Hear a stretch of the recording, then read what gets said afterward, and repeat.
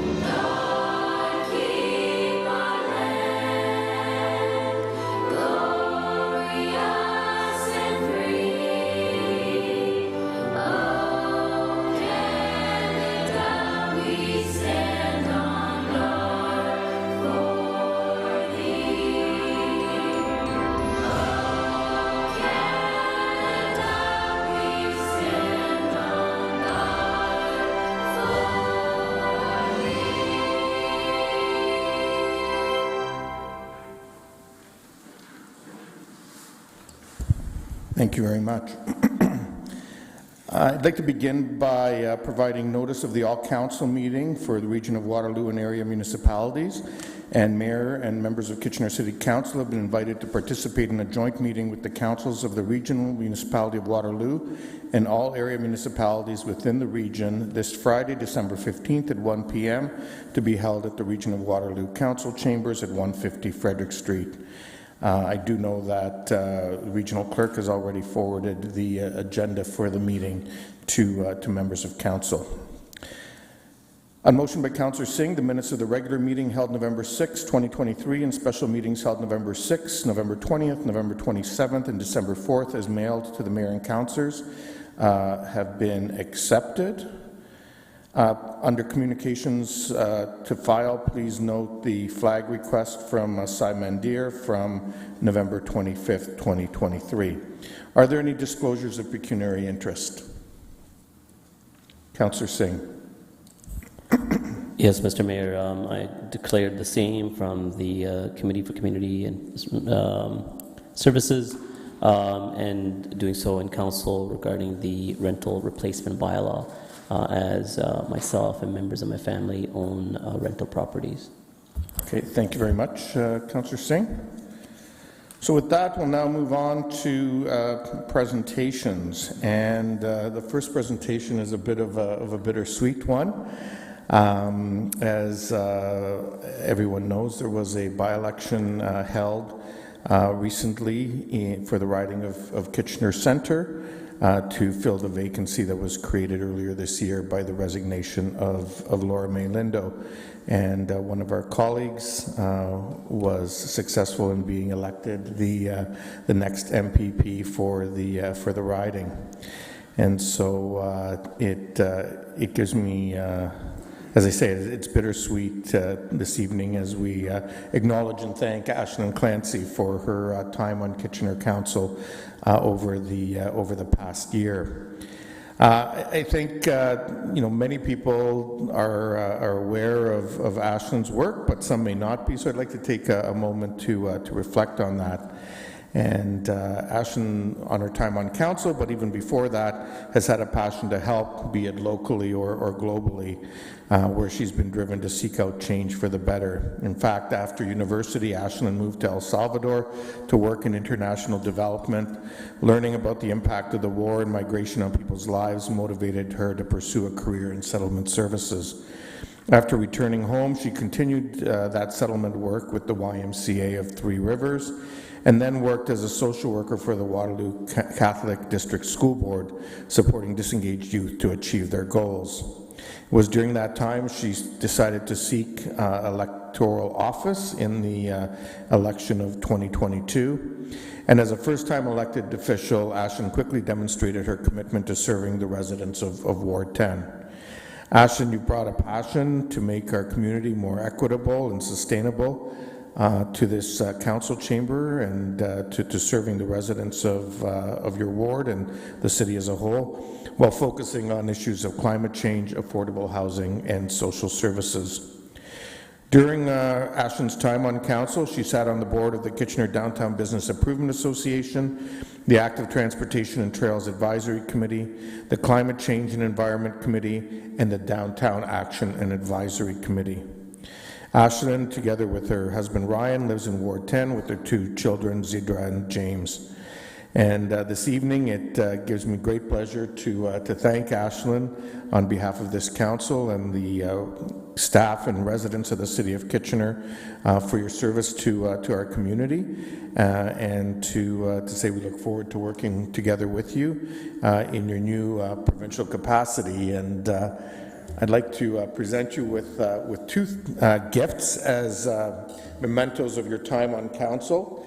One is a print of Kitchener City Hall, which hopefully you can put up in your new office as a memory of your time here. And the second one is a book that actually sold out during the recent Chris Kindle market by local artist Trevor Clare. I will say that he's got another batch on order, apparently, we're told. But fortunately, we were able to get one for you, and it's The Art of Nostalgia, a visual memoir of Kitchener-Waterloo. And Trevor ended up doing prints of a number of familiar sites throughout both Kitchener and Waterloo, and all of your colleagues have written little messages to you. So, Ashlyn, if I can invite you up to present this to you and then give you the opportunity to say a few words.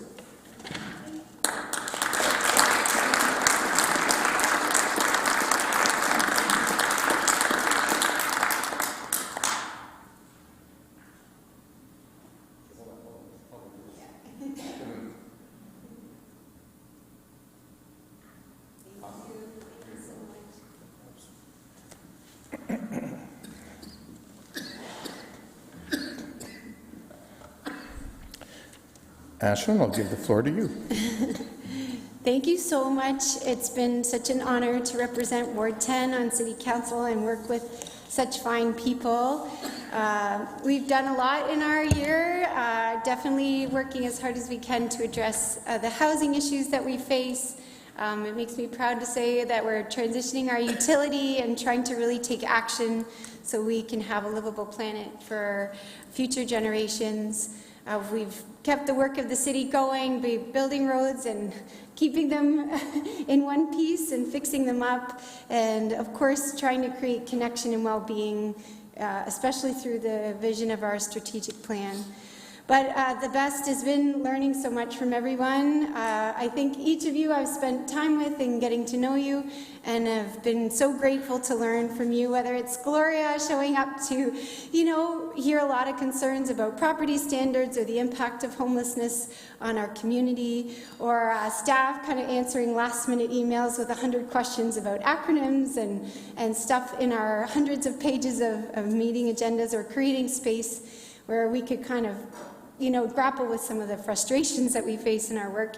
And to my council mates, you've always made time to share your perspective. We might disagree sometimes, but we've tried to come and find harmony in the spirit of serving our community. So I'm really grateful, and thank you to the mayor too.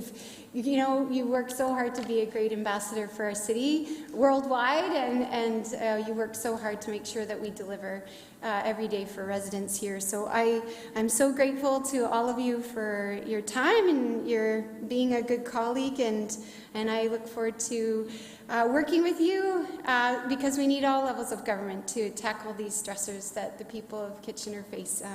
So thank you. I hope to see you all very soon, and thank you to the people of Kitchener for putting your faith in me to serve you, and I will continue to work hard for you.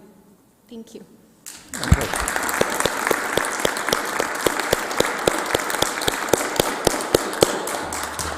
Thank you very much, Councillor Clancy. And just for, I guess, everyone's information, there's sort of a process that happens here in the transition when something like this happens. So the elections happened.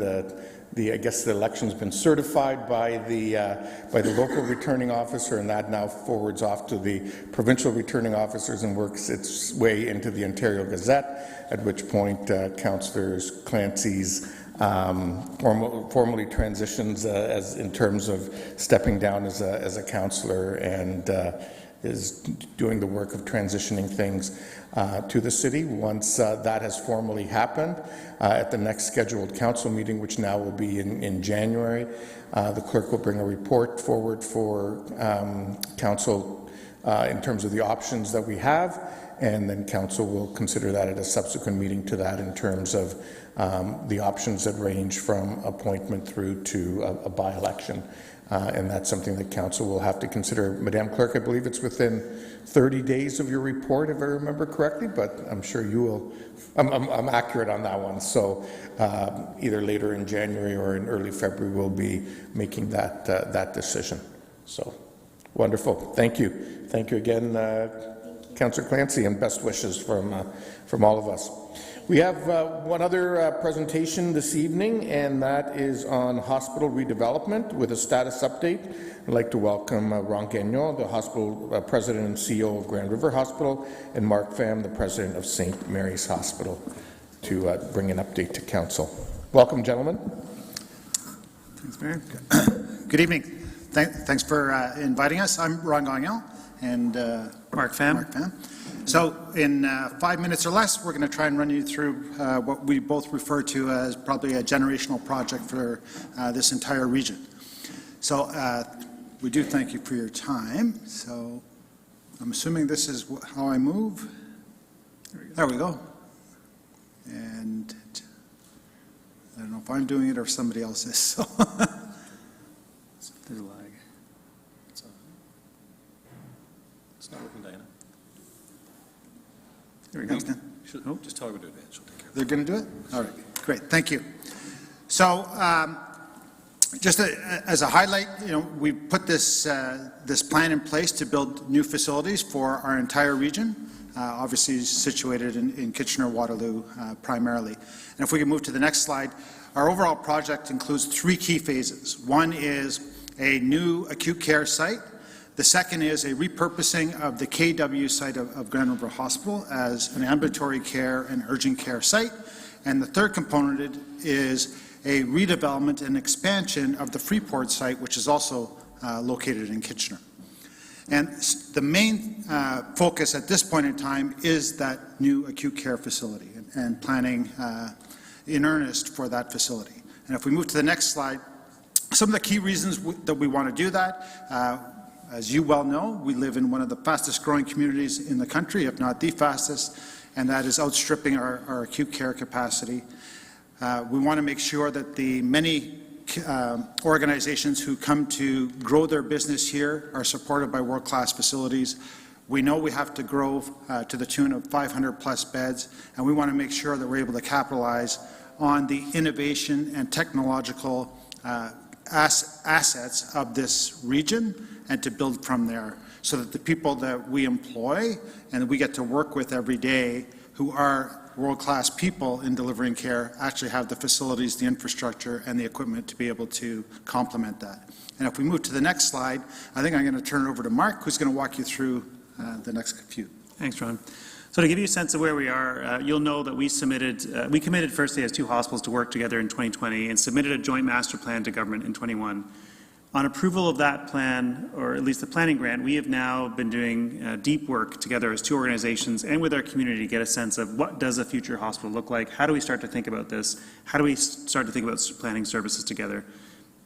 Through that initial planning work and all the work with, as you know, through the political process with government, we have been slowly engaging government to keep us on that list and to keep us very much moving forward in Kitchener-Waterloo against the many other communities who are also in this same planning stage. We have now started the site selection process, and if we go to the next slide, we are deep in that process of identifying what the site is, and we'll give you a bit more sense of that. To remind you of kind of government's process around stages, there's a new model of 3 stages. We are now at completed 1.2, which is our master plan, and we're looking for government approval to move ahead to functional programming. We're targeting that through the spring budgets and into the fall, hoping that we start that work in earnest in 2024 so that we have a clear plan on both what that functional program looks like, and we know a question that's bound to come at some point from council is there a local share discussion, so that we have that clear view before the next provincial election. And that is our rough timing, with the hope to move into the next stage, stage 2, formal procurement by the next election to go from there. And so that's the timing that we are really working on, and with a lot of advocacy and work to get provincial approval to move to the next stage by the spring budget. To give you a sense of what the site selection processes look like, if we look for the next stage.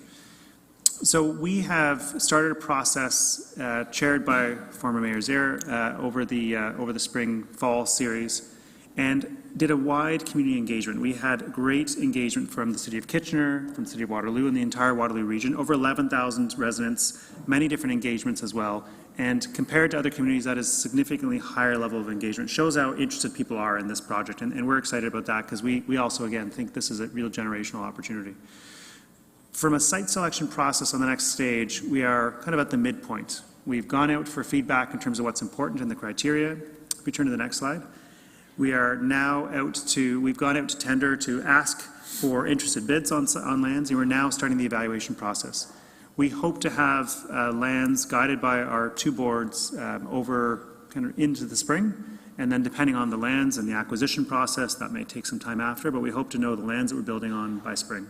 And so that's the timing that we're working hard to, so that by that kind of spring budget timing, we know the lands we're moving to. In parallel, we're working deeply together on what is the service model to work as 2 organizations in delivering patient care in one new building, and to really make sure that we are in good stead to be able to guide that next stage for our community.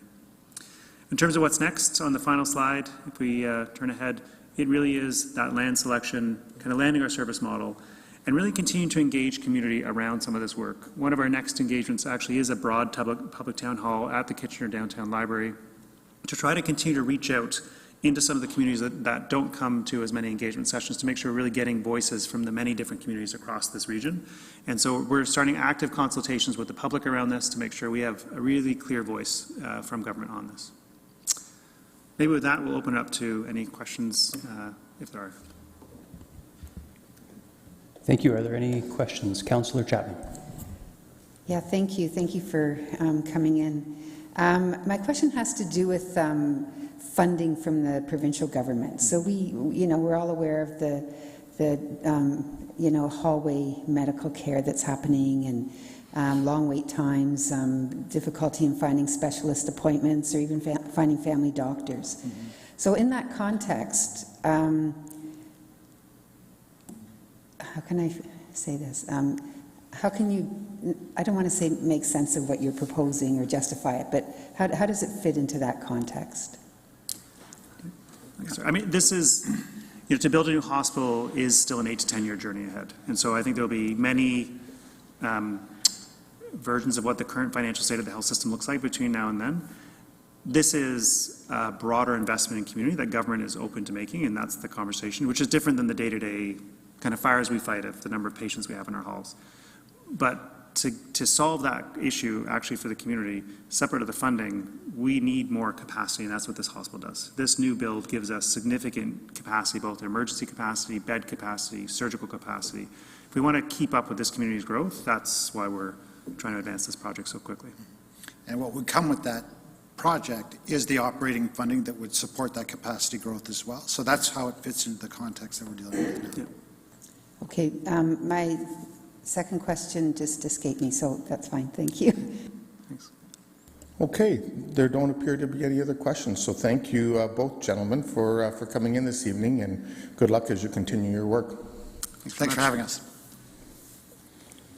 Okay, we'll now move on to delegations then.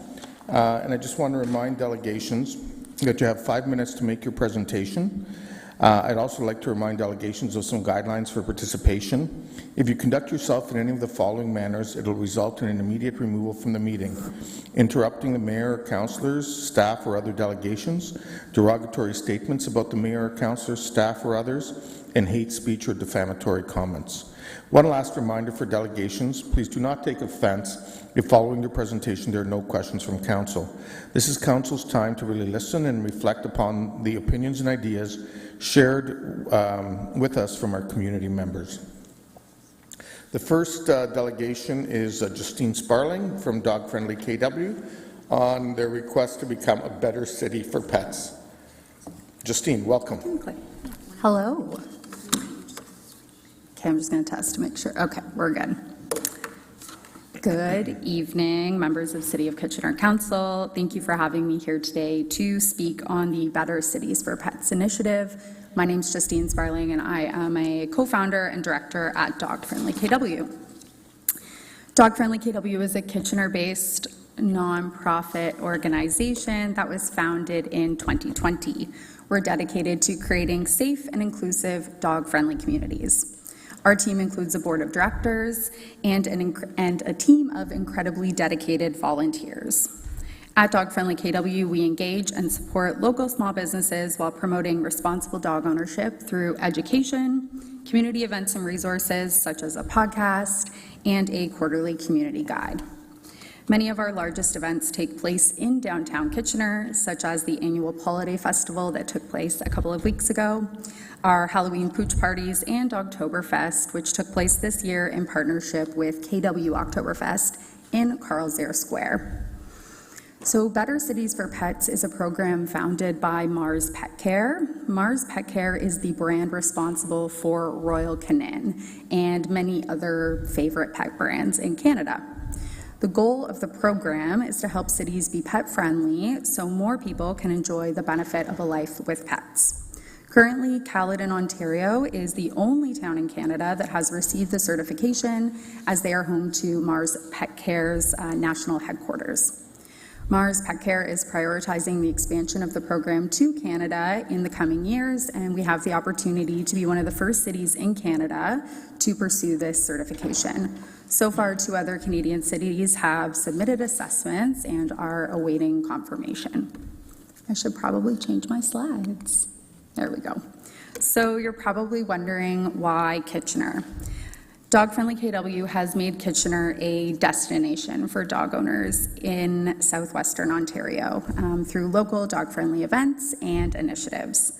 This certification would attract media attention and drive more dog owners to Kitchener as a destination to visit, providing an economic boost to the city and also to local businesses. It is also important to note that engagement with our dogs is changing, and dogs are family and really do deserve to be integrated into the community as such. Strong partnerships also already exist between Dog Friendly KW, the Kitchener-Waterloo Humane Society, and the City of Kitchener. City staff and Mayor Verbanovic have been consulted and are in support of the assessment.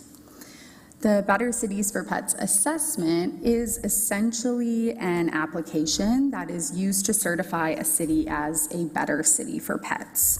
The application has been reviewed by City of Kitchener staff in both bylaw and economic development.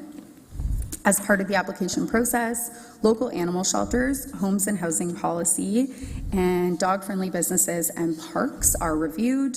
No further action will be taken on the assessment categories unless further directed by City of Kitchener Council.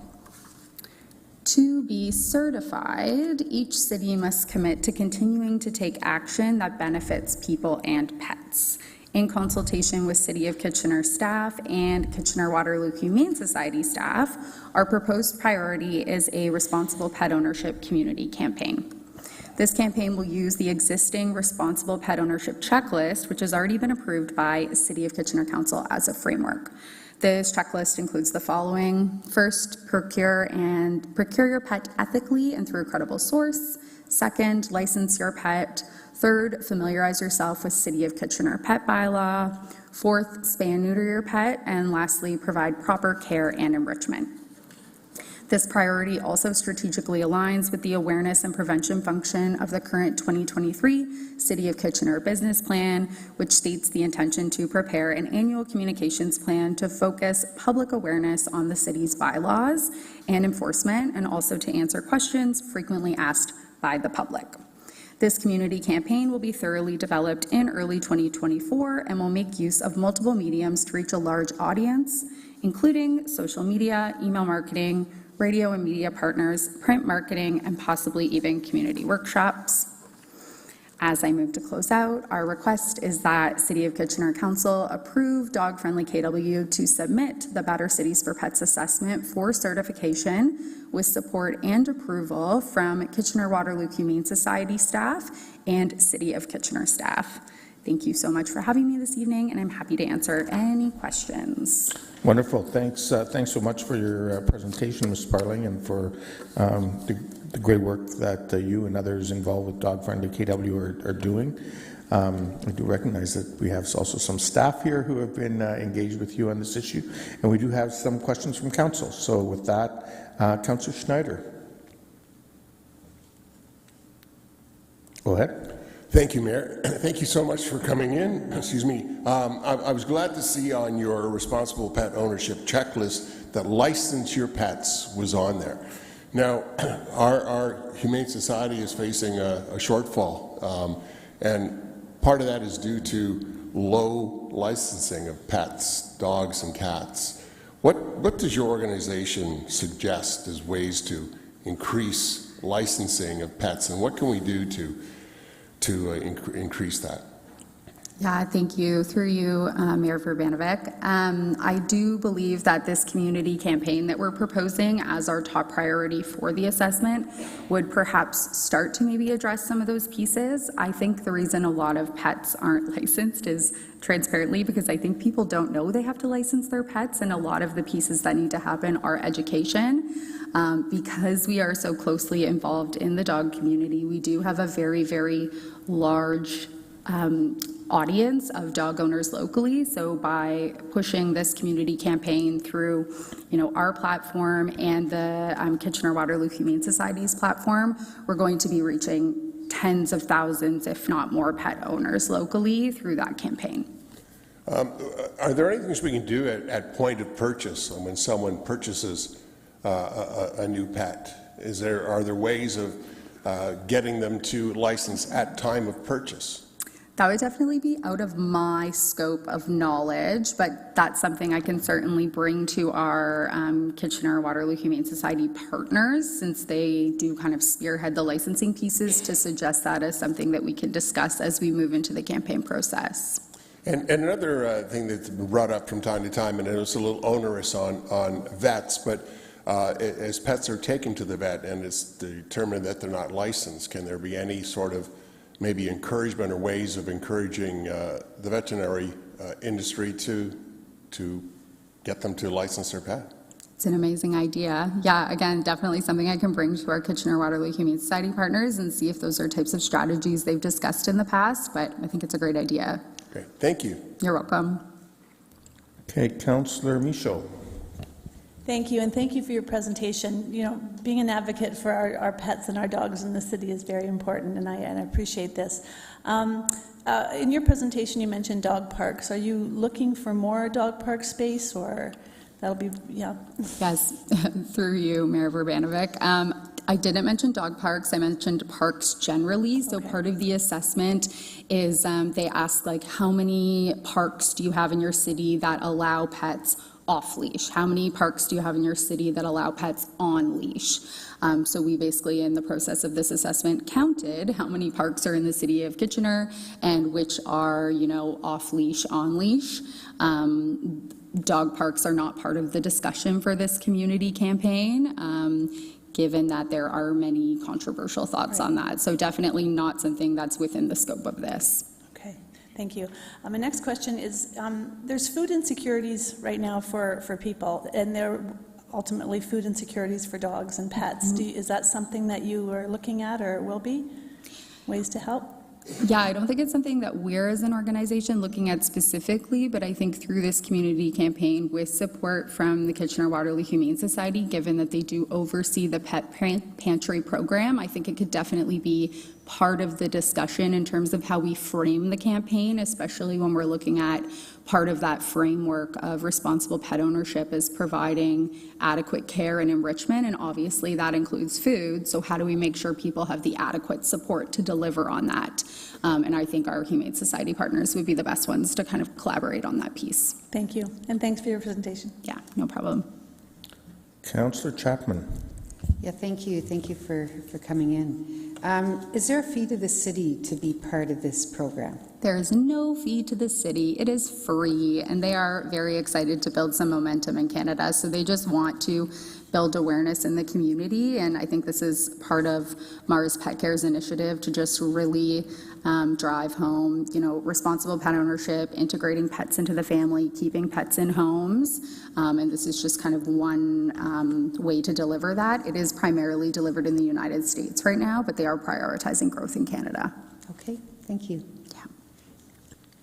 Okay, those appear to be all the questions that we have. Awesome. Thank you. Thank you.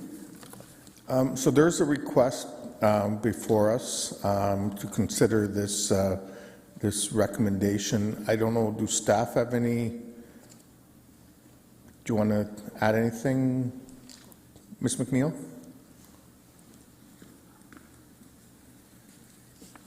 Certainly.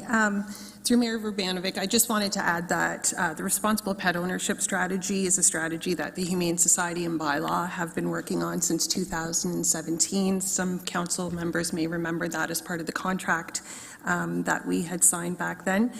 So having a community group such as Dog Friendly KW come on board and help us grow out that program, I think is a positive and a win for everybody.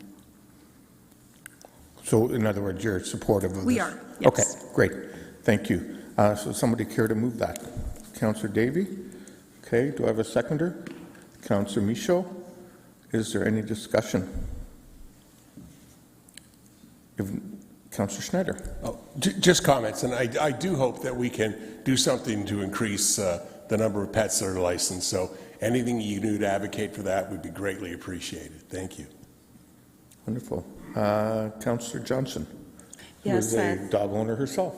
I am a dog owner myself, and so I welcome this initiative. And thank you, Councillor Schneider, for bringing up all the things around licensing. I think that's really, really important. The other thing that I was wondering about is if there's also an initiative to, as part of this, encourage people to ensure that their pets are spayed and neutered as well. I didn't see that on the list, but perhaps it's something that's there. Sorry, Gloria, I should ask you that way. You're up there. That's okay. Through the mayor, so that is on the list, and that's Was it something. on the list? Yeah, I'm sorry. that's Yeah. a priority for the Humane Society as well. Wonderful. Okay, thank you. Great. Happy to support. Okay, thank you. Councillor Deneau. There we go. Thank you, Mr. Mayor. And I apologize. I'm not sure who can answer this, and if you are the one to answer it, you can yell down. That's fine. How long does this process take? How long until we get certified? Oh, can you come down because it needs to be caught on the video? Sorry. Don't listen to me. Sorry. I'm new. Okay, very fast. So the lead from Better Cities for Pets has been emailing me nonstop for the last couple of months because she's very excited about our application. Last I spoke to her, they were looking at about a 3-week turnaround time for assessments. So if I can get this in before going on holiday break next week, which is very likely, we're probably looking at sometime early in the new year. Okay, awesome. Thank you. Thanks for coming back down. Wonderful. So with that, no other comments. I too just want to thank you for your work on this and bringing the idea forward to us. I know many people in our community are dog owners and pet owners, and we want to make sure that we do everything we can to support that as a city going forward, but also making sure that it's done in a responsible way for both the community as a whole, for the pet in question, and for the families that are the proud homes of the pets in question. And so with that, all those in favor? Opposed? That is carried unanimously. Thank you very much. Okay, moving on then, we'll go to item 6.2, which is the official plan amendment for 417 King Street West, Vanmar Developments, 417 King GP Corp. With that, I'll note there is a written submission from the Region of Waterloo, and we have delegation from Andrea Sinclair from MHBC Planning. Welcome, Andrea. Thank you. Good evening, Mayor Voronovic, members of council. I'm joined here tonight with my clients from Vanmar, Paul Levesque and Mauricio Miranda, in support of the applications for 417 King Street West. On October 30th, we presented the proposed applications to all of you and committed our attention to high-quality amenities within the building to serve all demographics. Through the work that Vanmar's been doing with Station Park, we've been able to really assess the types of amenities that are in demand in the marketplace and are using that to kind of guide future developments, including this one.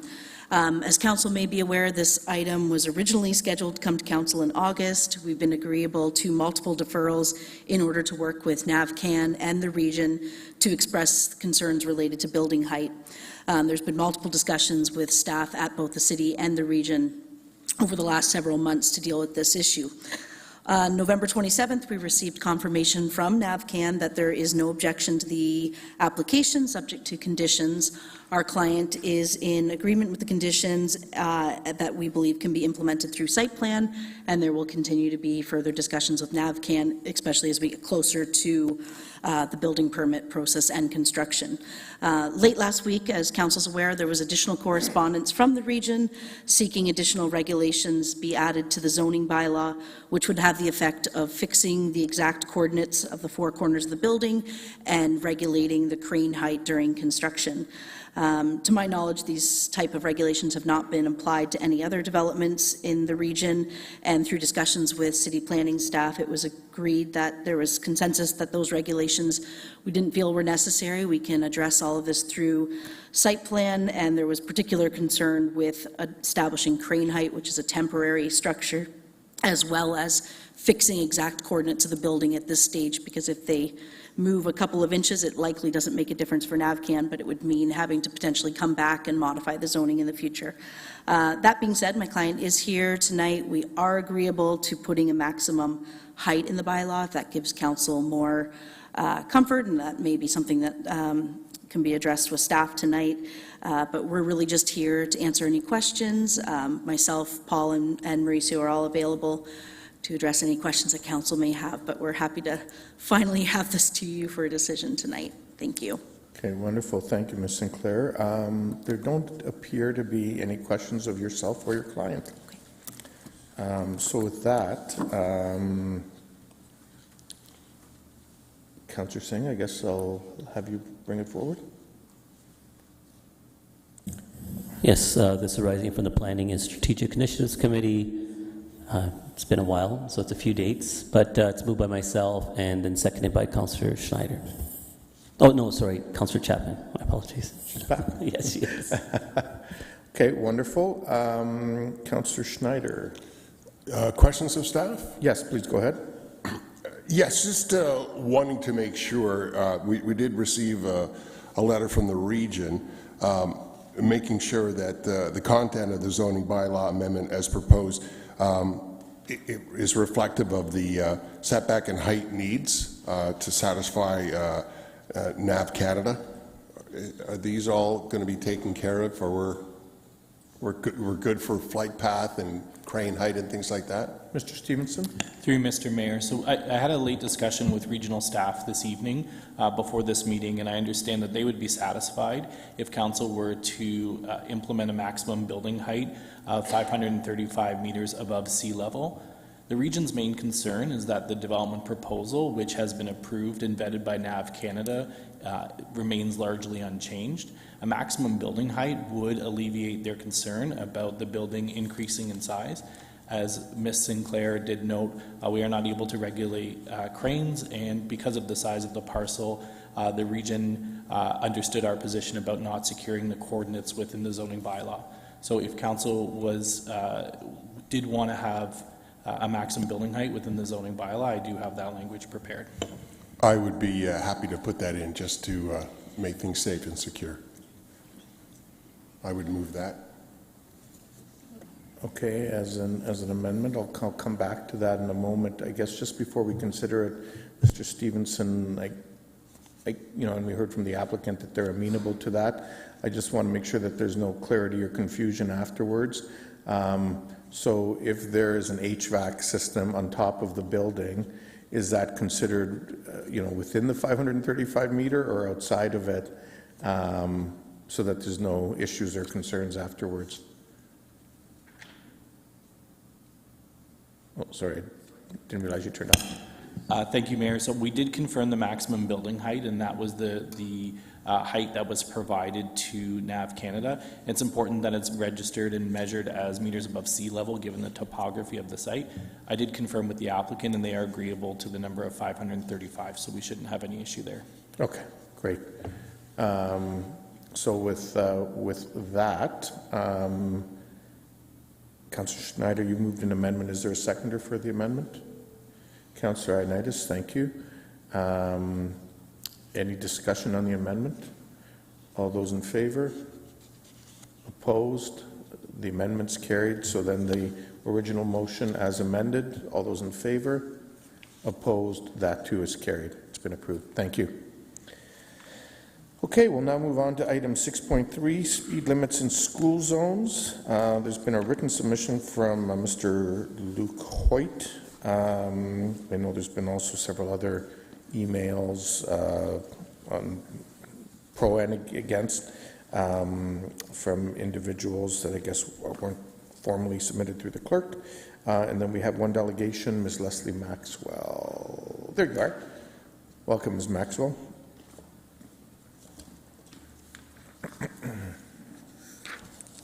Thank you, Mayor Verbanovic. Can you hear me? We can. Am I close enough? Thank you. Through you, Mr. Mayor, and to the room, thanks for having me here tonight. Many of you know that I have the distinct pleasure to lead a team of 3 that aims to make walking, biking, or other self-powered means of transportation to school an easier choice for families. You probably also know that in partnership with other municipalities and the 2 school boards, that you pay my wages. This partnership is in place because so many area leaders like you understand that the family choice to use active travel to school is impacted by both city and school board decisions. And those of you who know all of this also know that none of us can do this alone. That's why I'm here today to ask for your help by supporting lower, consistent, and static speed limits in school zones across the city of Kitchener. My team works side by side with parents on interventions to reduce the barriers to active travel. We also survey parents who don't have the time to spend with us and to work with us side by side. Over and over, parents tell us that they want slower speeds on routes to school and near schools. There are 3 main reasons why I support staff recommendations for all-day school zone speeds. First, school playgrounds never close. Secondly, harmonization of speed zones leads to slower speeds and increased safety. And third, slower speeds and safer spaces change the way people get to school. And active school travel carries all kinds of environmental and health benefits that will make this city a better place to live. To my first point, school playgrounds never close. Children and vulnerable road users access schools before and after school hours and on weekends. While personal use is kind of difficult for us to quantify, we can quantify that between the two English language school boards, 17 schools in Kitchener contain child care centers. They operate 12 months per year. 62 schools contain extended day programs that operate 10 months per year. About 66,904 hours per year are booked through the two boards and the City of Kitchener for community use of schools, both inside and outside. Note that those numbers exclude any school-based extracurricular activities and special events. Schools are used outside of school hours for these purposes as early as 6:30 a.m. and as late as 10:30 p.m. We hope the kids are in bed by then, but children's programs are the bulk of what is being booked in the schools for those times. One of our boards estimated that that community use bookings nearly doubled the amount of time that schools or their grounds are in use beyond the instructional day. So on to my second point. Harmonization of speed zones leads to slower speeds. It's been proven in other areas. In 2017, a review of school and playground zones in Calgary indicated that harmonization of zones led to greater motorist compliance and reduction of collisions. We also know that clearer signs are easier for drivers to process as they drive, which leads to greater compliance. On my third point, slower speeds change the way people travel to school. In fact, lower speed streets help cut congestion, noise, and risk, and they create healthier and safer spaces for all road users. Parents tell us that they would be less likely to use active travel if speeds weren't consistently and reliably lower.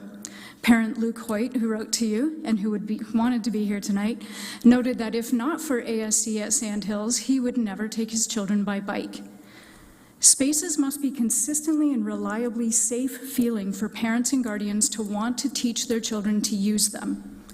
Mr. Hoyt notes that with the addition of ASE at Sandhills, drivers have also consistently stopped racing to beat the amber light nearby, contributing to his feeling of increased safety. Consistently lower speeds have had other knock-on effects, like principals reintroducing student-led safety programs like the CAA Standing Foot Patrol. In conclusion, I support lower, consistent, and static speed limits in Kitchener because school grounds never close. Harmonizing speed zones leads to slower speeds, and slower speeds change the way people get to school. I hope you can support it too. Thank you. Okay, thank you very much for coming in. We do have some questions for you, starting with Councillor Michaud.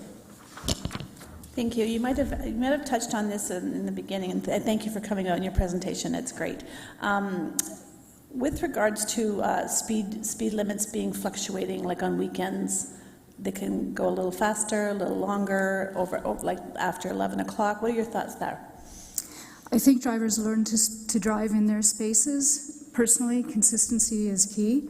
In most of, I don't have a study before me that proves that, but I trust your staff has that studies and have looked at that, and I have to agree that the way I drive is through consistency. So thank you. Thank you. Councillor Chapman. Yeah, thank you. Thank you so much for coming in and for the work that you do, because we've worked together on different projects around schools, and I've always really respected your professional opinion about things. So thank you. When it comes to the proposal that's before us. So lower and consistent, I mean, consistent is the word that you're focusing on here. And I like the fact that you're saying that school playgrounds never close, right? For many communities, that's the only park in close proximity. So is 30 kilometers an hour on local municipal streets and 40 on regional larger streets, does that work with what your understanding of what we should be doing? Thank you for your question. Through you, Mayor Verbanovic. So the World Health Organization prefers 30, and so ideally all of our spaces would be designed well to handle the 30-kilometer-per-hour school speed zone in order to manage that space in front of a school for kids, where kids will be, where we know they will be traveling. I trust staff and I know that they have implemented 30 where it maybe hasn't worked. I don't know what they have dealt with, what you've dealt with as an aftermath. Sometimes those spaces need to be ratcheted down, and so I understand that it might take a little time to get there, but I would prefer to see 30, just for the safety piece of it. Drivers can stop faster or are more likely to be able to stop before a collision, and students are safer. We know that grade 4 students, that's right about the age when they start to be able to judge a gap in traffic, but kids of all ages are in the school zone navigating around cars, and that's not an easy space for them to manage. They, you and I, if we don't know that we can make it, we'll hold back, but they don't necessarily hold back. So giving a little more space and time is best. Yeah. And do you see any difference in, say, the downtown schools, which is where you and I have done work, versus in the suburban areas where, maybe the roads are wider and longer? A difference in what? Do you want a specific? Well, as far as, should there be different rules in different places? No, I like the same rules in most places because people drive in all those places. And as a driver, if you know that a school zone requires you to drive a certain way, I think that you learn that for all school zones, right. Okay. Personally. And children are the same in all of those spaces as well. Okay, thank you. Thank you. Okay, Councillor Johnson's next. Yes, thank you. And thank you so much for coming in. You do great work with the school boards and with the active transportation committees, and thank you. I'm wondering if you can maybe expand a little bit on when you were saying that you've spoken with a parent who feels confident being able to bike with his kids to school and use active transportation because the speeds are slower and the ASE is in place at that school. Do you have information around, how much this encourages people to use active transportation, whether it's walking their kids to school or cycling with them? I live behind a school, and I would like to see less parents drive their kids there because there's a big lineup outside every day. But maybe you can expand on that. That would be great. Sure. One of our, thank you, and through you, Mr. Mayor, one of the questions that we ask on our family surveys is what would help you change your mind and allow your child to walk to school. But there are selections there, and one of them is safer streets. So we know from the surveys that that's usually one of the top 2 answers. So we know that slower streets are safer streets. So we know through that by inference that those parents are supporting a slower space. Individually, when we work with the committees at the schools, that is where we hear more directly from parents that the speeds need to come down, that they see close calls every day, and that we need to do something in our school zones and on routes to school. So I haven't quantified that. I don't have numbers before me, but I know from the parent perspective of those parents that are working with us that they really see that speed is a crucial piece here. Thank you. Okay, next up I have Councillor Schneider. Thank you. Thanks for coming in, Leslie. I'm really conflicted on the time restrictions because I had a constituent on Christmas morning who was driving on Franklin Avenue in front of Franklin School doing 41, and he got a ticket. I wonder what your thoughts are. Should these restrictions remain during holidays and like midnight to 6 a.m.? Through you, Mayor, Mr. Mayor, I understand that confliction, and I know it's a difficult thing to respond to. And I can appreciate your position, all of your positions having to answer those questions for your constituents. I do believe that they should be the same, and I think it's more to train us as drivers And I honestly don't think it takes that much longer to drive slow through that section. It's like 100 to 150 meters. And I feel like we will all learn our lesson. I'm guessing that we won't get that second ticket on the next Christmas morning. So I know it's a tough place and it's a learning place. But if it's, and I know that it's easier to support and the ASE product as well. So I think for the rationale that it makes it easier for us to use a device that actually works and is actually bringing speeds down when kids are present, I think it's not a bad thing to have it. If that's the repercussion, I think it's not a bad repercussion.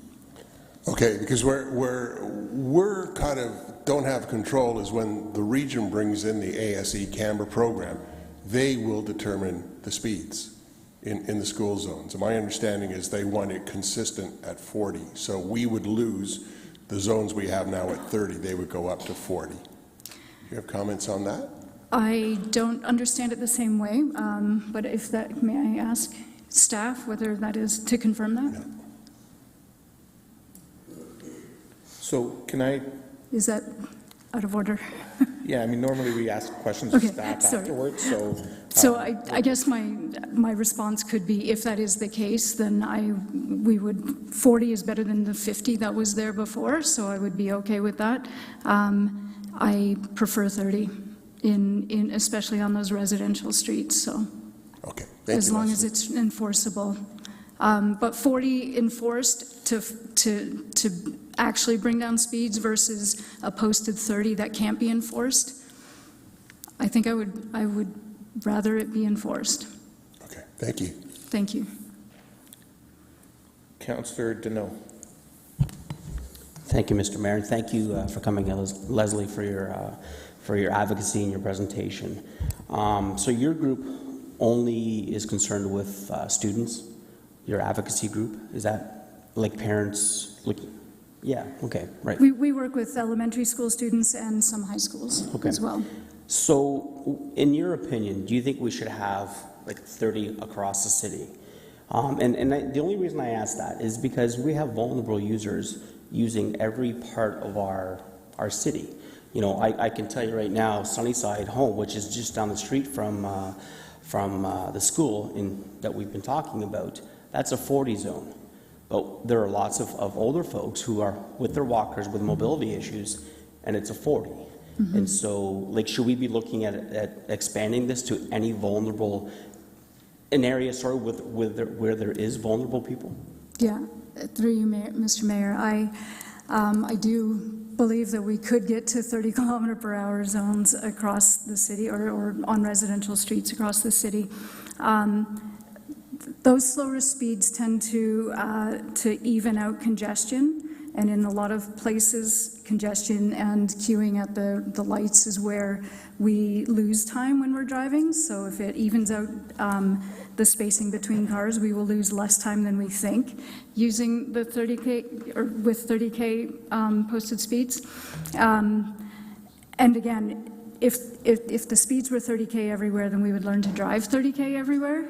And kids walk everywhere.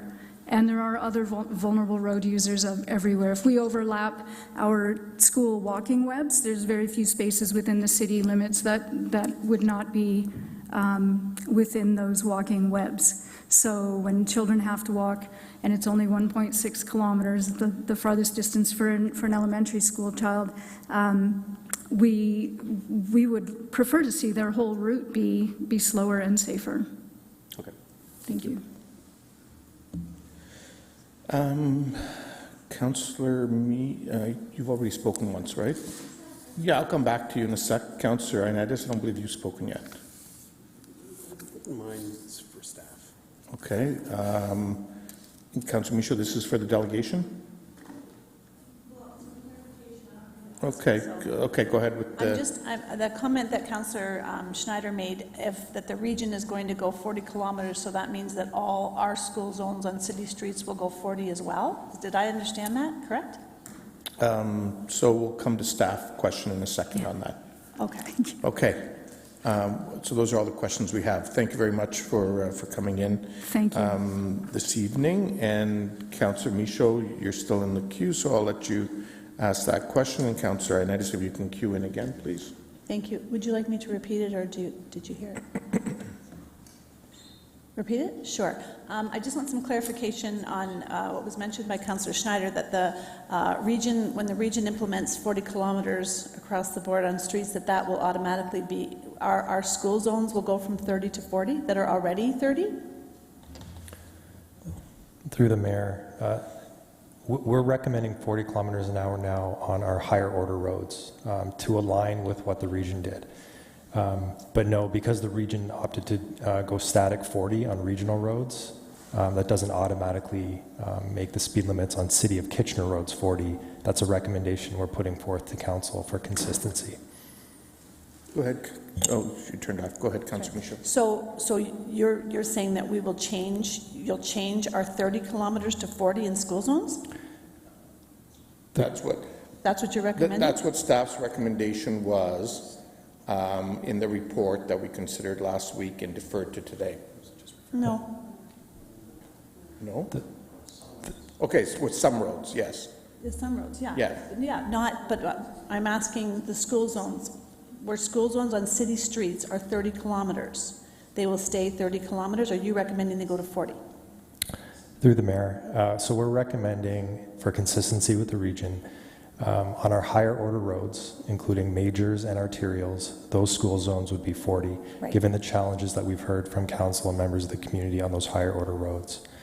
On our lower order, lower volume roads, like neighborhood collector and our locals, we're recommending that those remain at 30 kilometers an hour. So Franklin Street in Kitchener, is that a higher volume, is that the higher one, or is that a lower road? Franklin and West Heights, where we currently have automated speed enforcement, we're recommending that those would be 40 kilometers an hour, increased from 30, just in the school zones. Okay. Would it be possible to get a list of the roads that you would change to 40, or you do have that in the report? Through the mayor, yeah, we circulated a map earlier, last week, late last week, the network map showing the different orders of roads. But we can certainly provide that again. But we did mention as well in session last week that the top 25 schools, the large majority of those are major collector and arterials and regional roads, which would be the focus of automated speed enforcement moving forward. Okay. Thank you. So just before I continue, though, just to be clear, are you saying that the recommendation from the region was that ASC only go to those schools? So, for example, there would not be an ASC, let's say, at Smithson School, because that's a residential street, as an example. It's like Bellevue and Smithson in the Rosemount area. So that would never be eligible for ASC, is what you're saying, or that's not part of the proposal?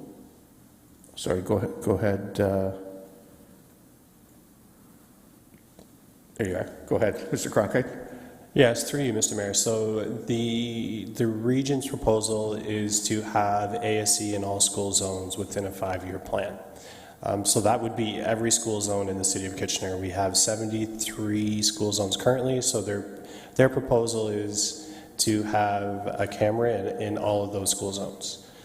Our recommendation is to not go in that direction. Our recommendation is to review each of those school zones on a case-by-case basis and then make a determination of what best suits that school zone. We've done a lot of work over the years regarding traffic calming, regarding Vision Zero, regarding the hotspot program, and oftentimes there are better solutions within our local and minor neighborhood collector network that would make more sense than ASC. We do feel that ASC should be reserved for those higher order streets where there aren't alternative solutions to address the concerns. So that would be like the Driftwoods, the Franklins, the Weber Streets, which is a regional road, East Ave, those kinds of streets. Through you, Mr. Mayor, that's correct. That's where ASC really should be the most applicable when there isn't other solutions, geometric solutions that we could put in place. Okay. We've got 5 folks with questions of staff, so we'll start with Councillor Davey. Thank you. I have a few questions. First question is, thank you for the information that you sent via email. One of the questions I asked, though perhaps you didn't have the information, but I was wondering if we have any data that shows the difference in speeds between a zone that has ASC and one that doesn't with the same speed limits. Do we have that information? Through the mayor, so we provided before and after data for West Heights and Franklin, showing the speed before automated speed enforcement was there and after it was installed. I'm hoping that addresses your question about the impacts of automated speed enforcement. We saw approximately a 15 km/h reduction in the 85th percentile speed after automated speed enforcement was implemented. Okay, we don't have any information though with, because before that it was, when do we change speed limits from 40 to 30? Through the mayor, that's been an ongoing process, which is wrapping up as we speak. It's been about a 2-year process to change all the signage across the city. So we aren't quite complete that transformation yet, but we're nearing the end. And I want to be clear, so 2 years ago, all school zones were 40? Through the chair, yes, that's correct. Okay, and the data you showed us for going back 5 years, when the speed limit was 40, there was 0 fatalities in school zones? Through the chair, correct. Okay, thank you. From the other information that we received from you is it makes it sound very much like the City of Kitchener has zero authority to have time of day speed limits where ASC exists. Is that correct? Through the chair, based on the information that we've received from the region, who is the operator of the automated speed enforcement program, area municipalities as well as townships do not have jurisdiction to control the parameters of the automated speed enforcement cameras and how they function. And that is ultimately based on provincial direction. That is our understanding based on direct conversation with the region. So we cannot dictate changing speed limits, and we cannot dictate turning off the cameras? Or even having a different, or even having a different speed limit, like on holidays and weekends in the summer? Through the mayor, we can dictate speed limits. We cannot dictate the parameters of how the cameras operate. Okay, thank you. Sorry, I just want to clarify a couple of things you asked before I go on down the list. Prior to us starting to change the speed limits, the speed limits in school zones wasn't 40, it was 50 like everywhere else. Is that not correct? Through the chair, correct. So it was 50. Because I mean, like, before you said 40, and that's what Councillor Johnson just said, my understanding was, though, that it was actually 50 before. And then we went to 40 and 30. Is that correct, Mr. Cronkite? Just so that everyone's clear. Through you, Mr. Mayor, that is correct. So what we initially did back in 2021, we did a series of pilots, and so some of those pilots were to go remain at 50 and put 40 kilometers an hour in school zones. We also did the Huron area, the Dune South area, and the Idlewood area. In those areas, we went to a static 40 kilometer an hour neighborhood speed limit. At that point, we went to 30 kilometers an hour in school zones. So there was a bit of in 2020 and 2021, there was a bit of testing, if you will, in terms of how we were going to approach it. Without ASC, what we found was that at that point when we did those studies, the reduction in overall operating speed was anywhere from 1% to about 10 to 11%. So not nearly what we get with ASC, obviously, But there was a series of changes, and I think that might be where the confusion is coming in, because we did a series of pilots that were all a little bit different depending on the neighborhood that we were looking at. And so when you talk about those 97 collisions in school zones and 26 of which involved a vulnerable road user over the last 5 years, that could have happened in a 50 zone or a 40 zone or a 30 zone. We would have to look at each individual one. Through you, Mr. Mayor, that's correct. There, in terms of the numbers that we've provided, what we can say is that anything that's accounted for in those numbers prior to 2021 would have been in a 50K zone, but between part of 2021, 2022, and then earlier this year, that would all likelihood have been in either a 30 or 40K zone. Okay. And the other point that I just want to clarify from Councillor Davies' question, we have agreed to allow the region to be the operator for the City of Kitchener in terms of ASC. As a city, we could also choose to be our own operator of ASC, correct? And then we would either have to negotiate with the Central Processing Centre in Toronto to represent us, or we would need to create our own processing center, such as the region is now planning on doing. Yeah, so you, through you, Mr. Mayor, there's some challenges with that beyond the joint processing center. So yes, the region is considering a processing center.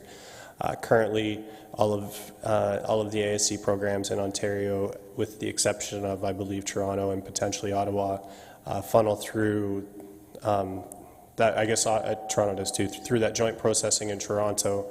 But you also need a provincial offences administration court to be able to administer the tickets as well. And so it's not just about the processing center. We don't have a POA court office either, so we would also need that. We would have to use the regions. Yeah. Yeah, okay. So that provides some clarity. Councillor Davey, you had the floor, so have you had any follow-up based on those clarifications before I move on? No, I may have a question afterwards, but I also potentially have an alternate motion depending on how the discussion goes. Okay, thank you. Councillor Ioannidis. Yeah, thank you, Mayor Urbanovic. So we're the ones who give permission for the region to be able to put those cameras. That's definitive, correct? Through the Mayor, yes, that's correct. Okay. As far as the Sorry, Councillor Ioannidis, on city roads, on regional roads, the region can decide. Yeah, on our roads. As far as the fines, who sets the fines? Through the Mayor, fines are set through the Highway Traffic Act, so the province sets the fines. Okay. And so the region is proposing to have a center for this, and I remember hearing something about this. So how does these ASEs fund that? Through the Mayor, the intent of the ASE program, at least regionally, is that it can be a self-funded model. Obviously, there are capital and operating costs up front that would have that kind of operate in a deficit initially, but over time, it's a self-funded model. So the monetary value of the tickets makes up for the program. Okay, so in essence, the region would be making funding off of our roads. That's the understanding that I got from what you just said. Through the Mayor, it's a self-funded program. We've reached an agreement with the region. They run and operate the program on our behalf. So does it seem to you, does it make sense that they have all the control to set all the locations, to set whatever it is, not the locations, but to set time limits, and then they're the ones who benefit off it, meanwhile we get no say?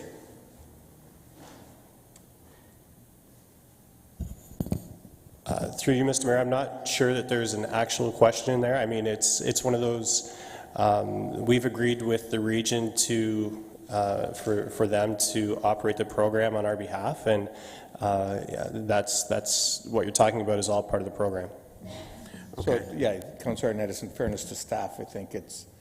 I think my question is very relevant. It's a question, but it's a Mr. Mayor, political question. It's not a staff question. City of Kitchener residents are paying for a service that's a regional. So I think it should be fair. If they're going to collect the funds, we should be able to get some of those funds. If we can't dictate them, I think it's fair. How is a community zone or a school zone dictated? Like, how is that set? Through the chair, it's defined in the Highway Traffic Act as well as in our bylaw. Okay, so if the school's not, so how is it that you can have a camera on a school zone if the school's not facing a street in particular? Because I can think of a few spots where, like on McGarry, there's no school on McGarry Street, but we have it classified as a school zone for 50 feet. So I'm just curious why that's classified as a school zone.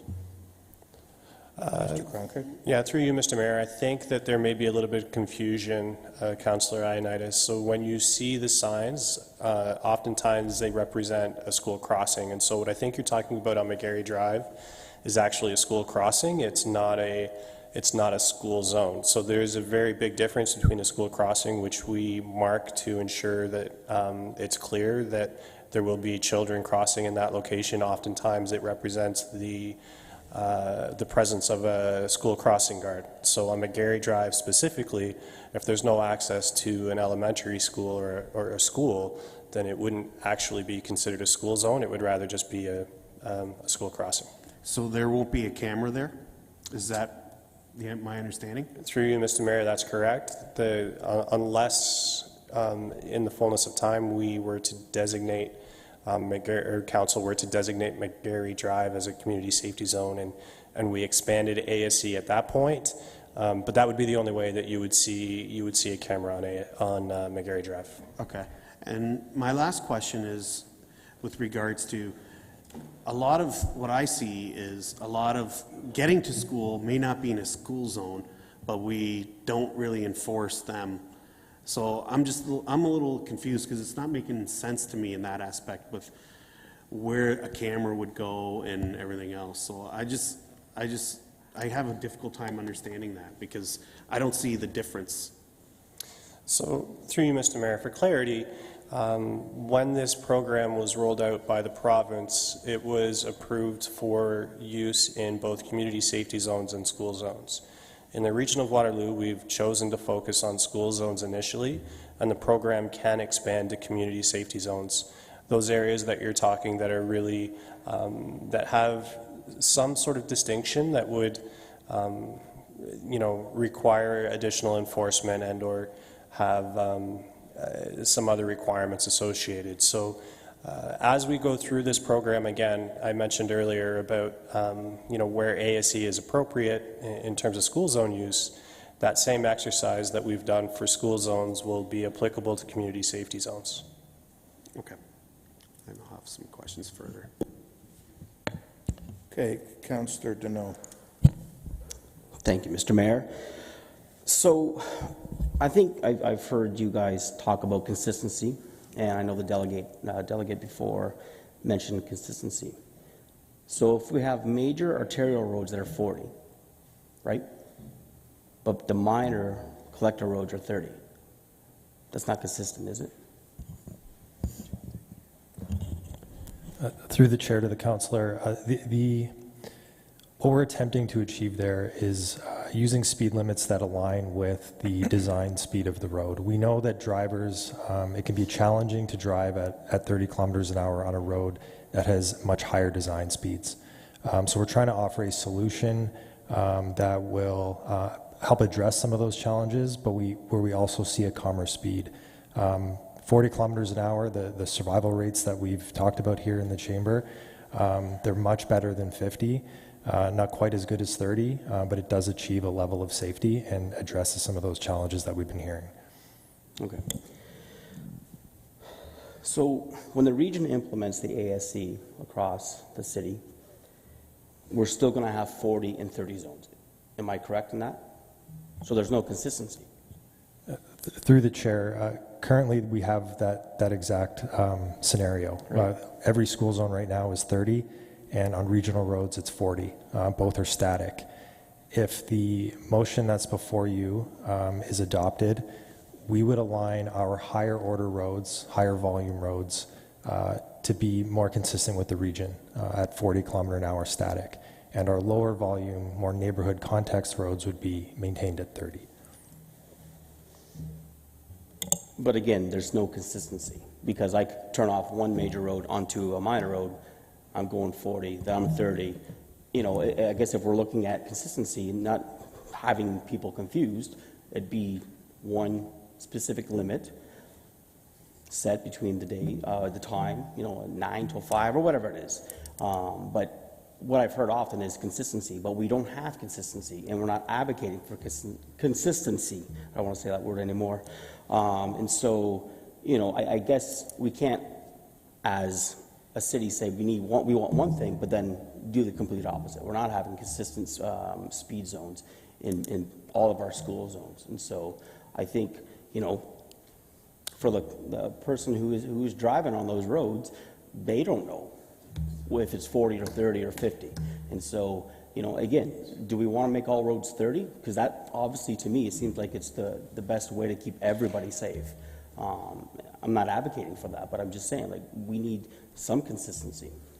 So through the mayor, when we talk about consistency, there's many elements that we need to think about. And so Mr. McCrimmon-Jones pointed out that the higher order roads would be 40K in school zones, and the local and minor collector type roadways would be 30 kilometers an hour. And so it's very important to think about the road itself and the context of the road and the design of the road. And so from a consistency perspective, in terms of that design, higher order roads are designed with a wider right-of-way, a wider street width, typically can have more than 2 lanes, and are designed for traffic to travel at a higher rate of speed. And so your comfort level is higher.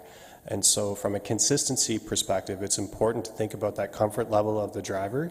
And so on higher order roadways, your comfort level is higher, and so you tend to drive quicker. On a lower order roadway, your comfort level is lower because of the design of the road, so you tend to drive slower. And so that consistency is there from that aspect. And then when we build upon that, the other part that is consistent is the 10 kilometer an hour reduction. And so in our neighborhood streets in the city of Kitchener, we have a 40 kilometer an hour speed limit. So we have 40 kilometer an hour neighborhood areas. On those streets, we've further reduced the speed limit by 10 kilometers an hour to make it 30 kilometers an hour in school zones. On regional roads, the speed limit is 40 kilometers an hour in school zones. The adjacent speed is typically 50 kilometers an hour. So there's a consistency in that 10 kilometer an hour reduction as well. So it really all depends on the context in which you consider consistency. So I would argue that by going in this direction, we're trying to apply a more consistent approach. Okay, can I ask one more quick question, Mr. Mayor? Where in school zones, where will the ASC begin and end? So I kind of have an idea where it starts and ends on Franklin, but on this, the minor roads, the minor collector roads, where will, is it at the start of the school and at the end of the school, like the building? Through the mayor, so we can locate the physical camera wherever makes most sense in terms of the context on the road, and we can do that anywhere within what is defined as the school zone. So we would typically locate it close to an access or at the midpoint of the school frontage, but anywhere along that designated area, we can locate the camera. Okay, thank you. Councillor Singh. Yeah, I don't envy you guys today. And honestly, I think our staff have really done a phenomenal job in carrying forward, this council's direction for Vision Zero. can't support it at one time and then, directly fault them afterwards with the recommendations that they put forward.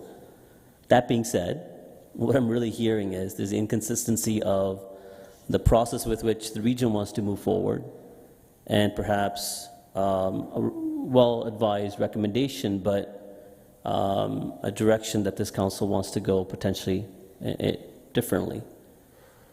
So although the region's quite articulate in saying that they may not support a variable speed enforcement, could there be willingness on their part to budge on enforcement on holidays, taking away, occurrences where you have more regular traffic, pedestrian traffic to schools? Through the mayor, we've committed to working with the region, and they've committed to working with us to focus automated speed enforcement on the highest priority times and locations that most benefit the community. What we can't do is get into discussions around the parameters of how those cameras will function and the details of the specific enforcement. But we will work to ensure the cameras are benefiting the community as much as possible on the roads that are most warranted for automated speed enforcement, and using the other tools in our toolbox to address other streets where we don't feel ASC is necessary. So maybe that's advisable to get clarity on that, because there's maybe some sense of misconception, and we want to make sure that we deviate that these cameras are going up like that and everywhere on all our schools, when that's not likely the scenario. Through you, Mr. Mayor, no, that's not the scenario. Prior to the installation of ASC on any municipal, City of Kitchener owned and operated street in a school zone, we would bring a report to council. So in early 2024, we'll be bringing a report to this council recommending the next 5 locations for ASC in 2024. Of those, 3 of those will be regional, and 2 will be municipal in all likelihood from the early look at the ranking that we've seen. So ultimately, this council will have a very big say when it comes to the installation of ASC, both on municipal streets but on regional roads as well. And you guys have said this already, but I think it merits repetition, that any school zones that have had some enhancements for helping to reduce speeding, so hotspots or other measures, that those roadways would not be recommended for ASC cameras. Through the mayor, yes, that's correct. If there are alternative measures that we can take to prevent the use of ASC, then we'll go that route. I think it's important for the purpose of the report that's in front of you to not only think about ASC, but to think about what the report represents. And it represents speed limits in school zones. ASC is a part of that conversation, but it really is a separate component because it should be and is handled completely separately. We will be, signing speed limits in school zones regardless of the use of ASC. ASC really is location specific. There's additional context, and there's additional recommendations to come with its implementation. Okay. Just in the remaining time, I'll ask the 2 questions. One is, because there could be an avenue where the City of Kitchener could have its own program, that the current legislation does not preclude the City of Kitchener not doing their own ASC program. Could we take it away from the region at a later time? For now, as a collaborative approach, allow the region and a centralized processing. But if it's not working, if the region's not aligned continually with what the direction of this council is, that we could take away. That was one. And the other is, how can we articulate to the region, aside from perhaps a variable speed during the weekdays, that is the firm assessment and opinion of this council? I'm hoping that's the case. From the comments I've heard so far, that seems to be the direction it's going, with some opposition, that we would prefer no enforcement on holidays. So perhaps on the weekdays, but not on holidays. So through the mayor, to address your first question regarding the City of Kitchener operating its own ASC program, We have entered into an agreement with the region, but like any agreement, those can be revised or rescinded. I would expect that if we were to go that route, there is an upfront capital cost that we would assume with any locations that have already been installed, but it can be done. There is quite a lot of work that would go into that. With regards to your second question and making it very clear to regional staff that municipal council does not support the enforcement through ASE on holidays and or certain other times of day. We've made that very clear to regional staff. One way to go about it may be that when this comes up again at regional council, that the mayor brings it up and restates this council's opinion about the use of ASE on holidays and or weekends.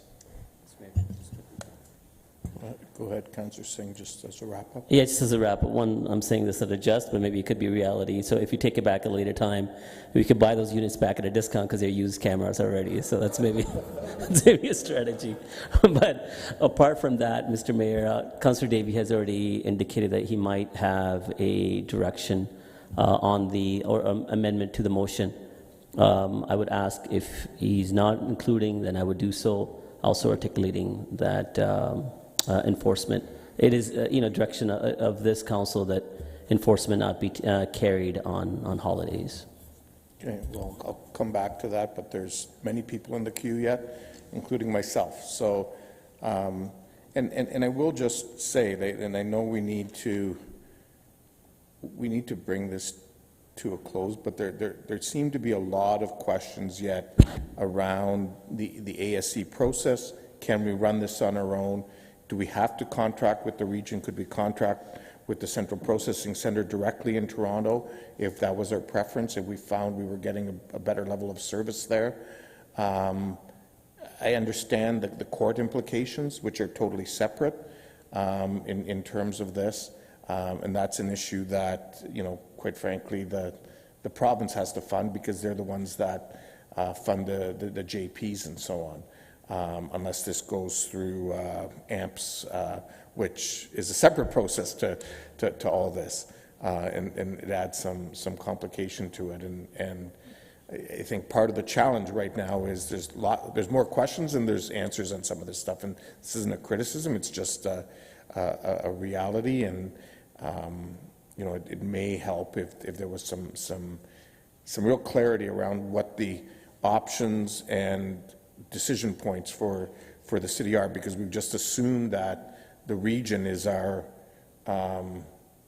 only option, and that's not necessarily the case. Councillor Michaud, you're next.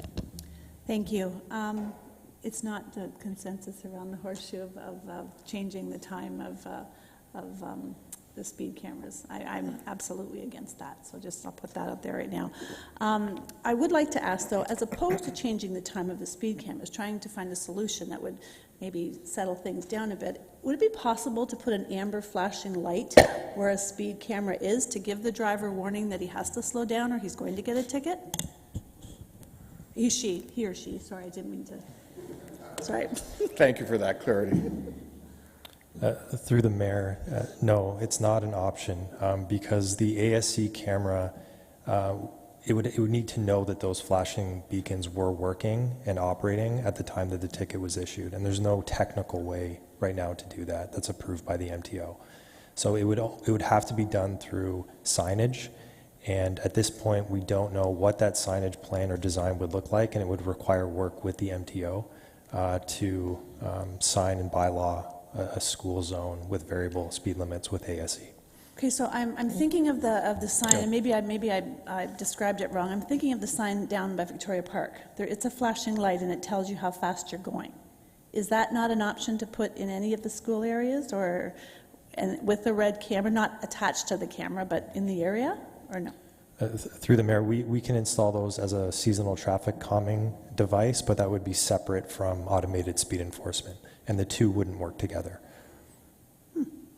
Okay, thank you. Councillor Schneider. Thank you, Mayor Brvanovic. I just want to get maybe this out in the public a little bit, clarifying some of the region's positions on things. Like we're hearing that we're going to have a speed limit of 40 in school zones on major arterial roads, but there are certain qualifications that the region has in order to do that. For example, Fairway Road would not be considered a road that could have a school zone on it because of the technicalities of where the school is placed and where it faces. Could you enlighten the rest of council and maybe the public on the rules for a school zone? Through the mayor, the HTA generally defines a school zone where there's access to that school and a certain distance from that access. With Fairway Road, because there is an internal roadway for one of the schools there are some limitations and some technicalities. And that's where a community safety zone would come into effect and be a really great option for automated speed enforcement. Where we don't have a school zone and we want automated speed enforcement, we can then define it as a community safety zone and implement ASC through that means. But again, that would have to be done by the region. Through the mayor, that's correct. We're currently working on an exercise with all area municipalities and townships to define what a community safety zone is and what criteria we're going to use collectively to identify community safety zones and how we will prioritize them. I love and commend how you and your team will engage with councillors on safety issues. For example, the use of our seasonal traffic calming delineators. Is there any way that the region, their department, can engage with we councillors to hear the unique things that are in our wards when it comes to school zones? Through the mayor, we try and relay all the messages that we hear back to our counterparts at the region, and we'll continue to do that. And I'm confident they're watching now, or they'll rewatch this later for all the information. In terms of automated speed enforcement locations, the region leaves that to our technical advice, and we bring those locations to council for approval. And we use a set of criteria and modeling to determine the highest priority locations, and that's really our role. The parameters around the enforcement aspect and the cameras, because we're not the operator of the cameras, we don't have jurisdiction to get involved in that way. Okay. I'll have some comments later. Councillor Johnson. Thank you, Mayor Urbanovic. And I just want to thank staff. Thank you so much. My goodness, you have patience. I honestly cannot imagine trying to come up with your staff reports and follow the bouncing ball, frankly, that you've been dealing with over the last little while. So thank you very much. I feel sometimes like if this, then that, but if it's a leap year, it might be different. So it really has been a challenge. And I think I might be adding another wrinkle in here and not meaning to, but I'm confused with, I was driving down Westmount past Laurentian School yesterday, so it's a Sunday, and there's the signage, and it says Monday to Friday, 7 a.m. to 5 p.m. And people are slowing down, which is wonderful. But then you're not sure what is the speed at this time of day and on a weekend. How can we, and I guess I'm meaning you, work with the region to help get everything, our signage clear, because it's so different. Through the mayor, the council, as we've talked about, ran a pilot looking at variable speed limits in school zones. Mm-hmm. And based on the results of that pilot, they're opting to move entirely to static speed limits, with the exception of a couple locations in the townships. But the results of that pilot, based on the feedback that they received through engagement, reflects exactly what you just said, is that drivers find it confusing. And now the region, based on that and the results of the pilot, is moving to a static and consistent speed limit in all school zones. So that signage is then going to change, so we know that then for sure? Through the mayor, that is our understanding. Yes, that location will change to a static speed limit. So on the regional roads then, that is going to change? That's correct. Okay, well, thank you. And that I think is a step in a positive direction, and I will have comments as well. Thank you. Okay, Councillor Chapman. Hang on. Go ahead, Councillor Chapman. Yeah, thank you. So, does staff support ASE monitoring through the weekends and holidays? Through the chair, we support a consistent approach and applying automated speed enforcement consistently and based on what we have control over. We can provide direction or at least feedback to the region about what we feel are the highest priority times, which would be when the school is busiest and when the street is busiest. But we do believe in a consistent application of automated speed enforcement. But are you going to propose to the region that it only be monitored during school hours, or are you going to propose to the region that it be 24/7 all year long? So I think that's this council's decision. Whether the region acts on it we don't know. Through the mayor for that question, the answer lies somewhere in between.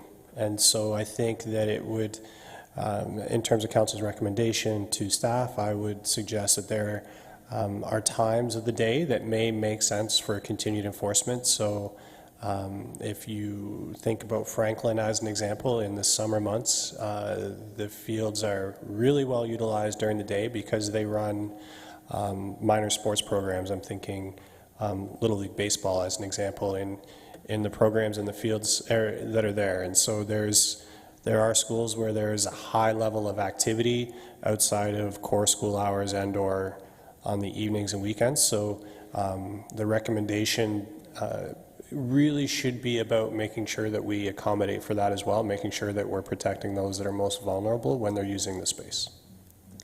But then you've lost that consistency, right? If it's case by case. Through the mayor, I don't know that you've lost that consistency. What you're doing is you're focusing on time of day or location specific, considering what needs to be there. So each location is different, and so you need to take a holistic look at each location and making sure that you're making decisions that are appropriate for that location. Okay, and my last question is, so we've gone from 50 kilometers to 40 to 30, some 40, some 30. Why do you think, why would you even consider moving from 30 back up to 40 if there was at some point a reason why it was reduced to 30? Through the mayor, we're trying to find balance and address the challenges that we're hearing from all different members of the public and street users. And we've talked about the survivability rates at a 40 kilometer an hour speed versus a 30 and a 50. Given the design speed of our higher order roads, we are supportive of a 40 kilometer an hour speed limit, given that we can still create that consistency with that approach. So those are the reasons why we're trying to find that balance. Okay, thank you. Councillor Ioannidis. Thank you, Mayor Urbanovic. And you may not know this, but the question is, how can, if everything is about being consistent, how can we be consistent in notifying the public that this is a regional program, more or less, compared to the City of Kitchener program?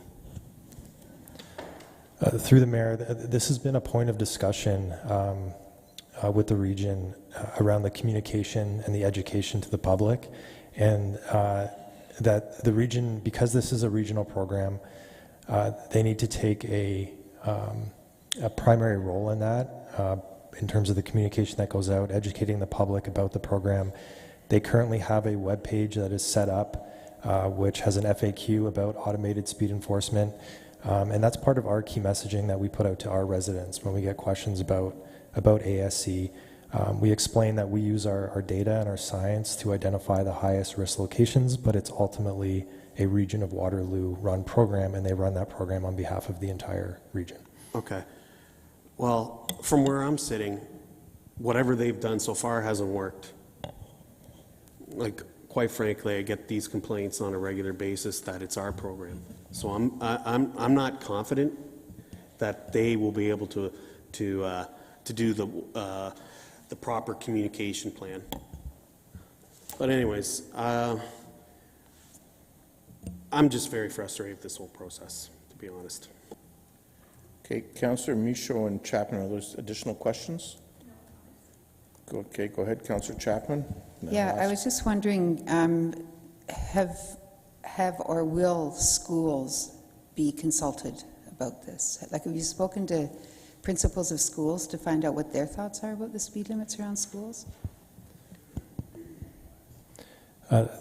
Through the chair, we engage our schools through agencies like and staff like Leslie Maxwell, and whenever we're installing traffic calming measures in a school zone or automated speed enforcement. But ultimately, the region being they manage this program. A lot of that project management and stakeholder engagement would lie with them, but it is something that we'll ensure is done with each school where ASC is being proposed.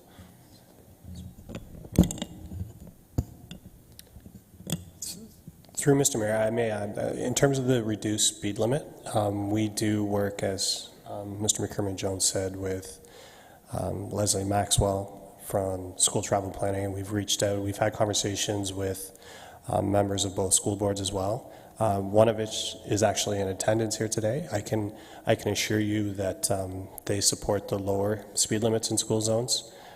They can appreciate the direction that staff is going, but their preferred approach is the 30K with the static speed limit. Okay, thank you. Okay, for the other members of council, is it just comments now or motions? No more questions?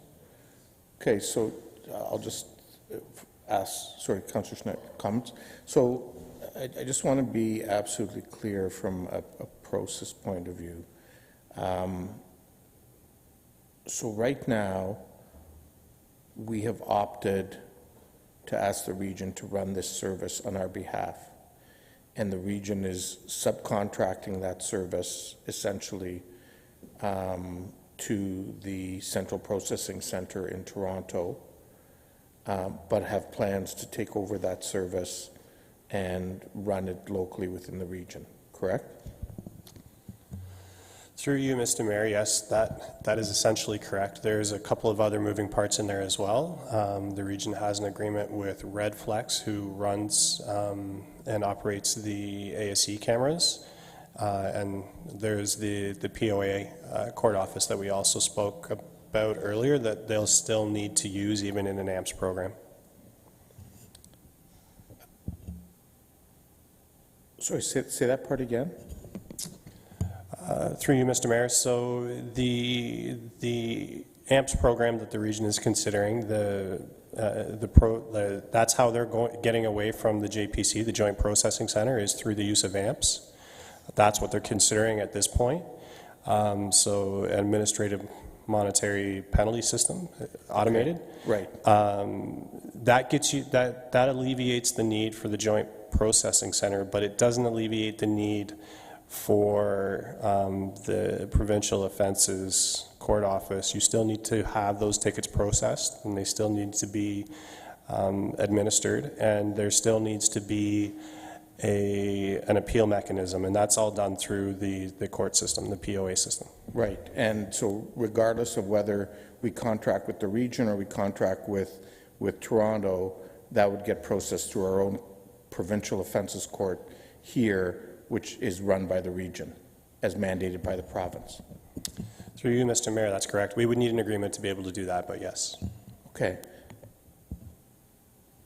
And in the scenario right now, this is going back to the questions that Councillor Ioannidis was asking, when a ticket is issued, the revenue from that ticket goes to the region and funds the operation of the system, the ticketing system, and any additional proceeds are according to decision at the region, slated to go into traffic calming kind of initiatives at the region, correct? Through you, Mr. Mayor, yes, any additional revenue that's generated goes to the regional, I think it's called Traffic Improvements Program. Okay. And that is similar to, for example, when people issue tickets on private parking tickets on private property for us, they don't get to keep that revenue. That revenue comes to the City of Kitchener. That's correct. In our instance. Yep. Just so that there's some comparison there. Last question of clarity. We do have the option of taking this system over and running it for ourselves if that's what we want to do. There would be costs there, but then that revenue stream would stay with the City of Kitchener, correct? Through you, Mr. Mayor, yes, the city could take on its own ASE program. I believe there would be a number of challenges with that in terms of lining up agreements that needed to be in place. With the POA, with Redflex or another automated speed enforcement camera provider, and a processing center, but it can be done. But we could open our own processing center. Through you, Mr. Mayor, yes, with the appropriate staff and expertise, right, that body of work could be completed. Right, so we would need to do the business case for that and go from there. Okay, so at this point in time, there is, this came through which committee? Development and Services. So I guess the first motion that would need to be put onto the floor is the one that was deferred. So Councillor Singh, and then I believe Councillor Davey has an amendment. Do you want to bring that recommendation forward? It was Community Services. It would be Community Services, sorry. Okay. Okay. Go ahead, Councillor Davey. Sorry, just on the question. I don't, and apologies because I did zoom in, but I thought Councillor Schneider had moved a motion that wasn't staff's recommendation that got deferred, or maybe I'm misremembering. Or did someone actually move staff's recommendation last week? So, Madam Clerk. So through the chair, so on December the 4th, as I understand it, the motion to defer was put on the floor, which takes precedent, which means that Councillor Schneider's amendment was not voted on. Okay, I thought it was Councillor Schneider's motion that was tabled, though, and then deferred. But I could be wrong. That's fine. In any event, I put forward a different motion I don't think is really an amendment, so I'm not sure. Maybe we can just take a look at it and see, and then we might have to vote on the original one first, but I leave that to you, Mr. Chair, unfortunately, the clerks to figure out.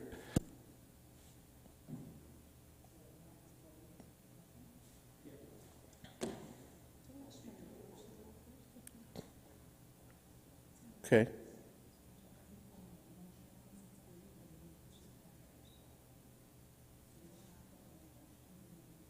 Okay, so let's go with that then.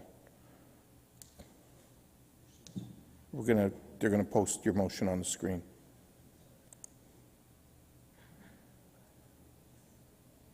Yeah, I had activated it on here.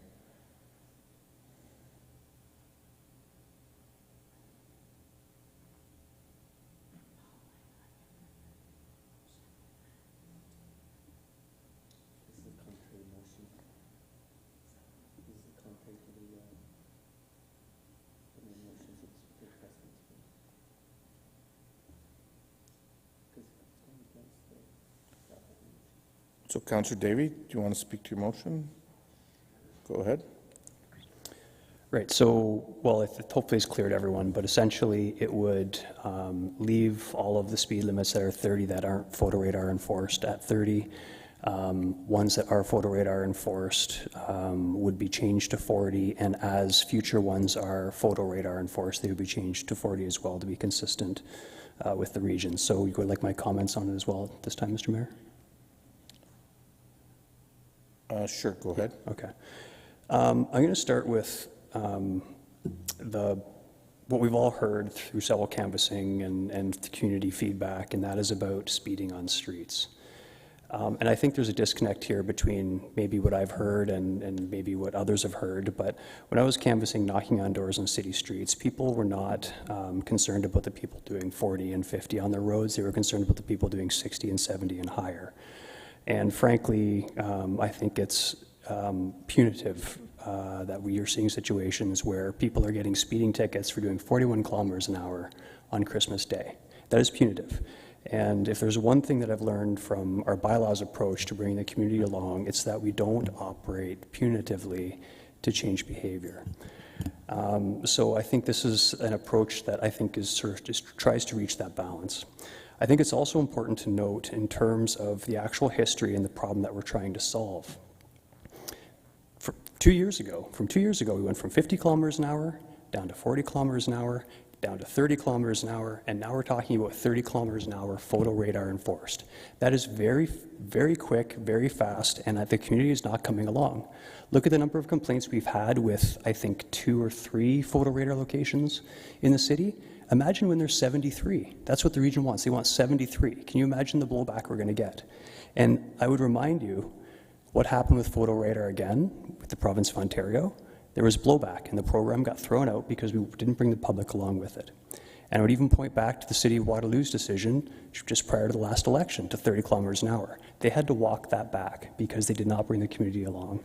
I think there's nothing stopping us from bringing it down from 40 photo radar enforced, is very, very different from 40 that isn't photo radar enforced. Just watch the cars. Unfortunately, we don't have the data showing the comparison between those two, but it is very, very different. And in the meantime, I would very, very much like to see it not be, I'd like to see a higher threshold outside of school hours. Like I think even, 51 in the middle of the night in a school zone is kind of silly to get a ticket, but we don't have that authority. So I think this motion strikes a balance, and I'm hoping that there's some support.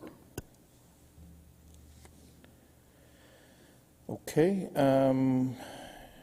Is there a seconder for this motion? Councillor Schneider, thank you. Councillor Michaud. Thank you.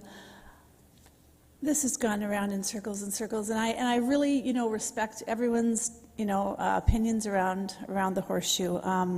But at the end of the day, it's the safety of the children and the residents of our community that we should be top of mind. That should be our top priority. Not, whether someone can slow down and go the speed limit and worry about getting a ticket.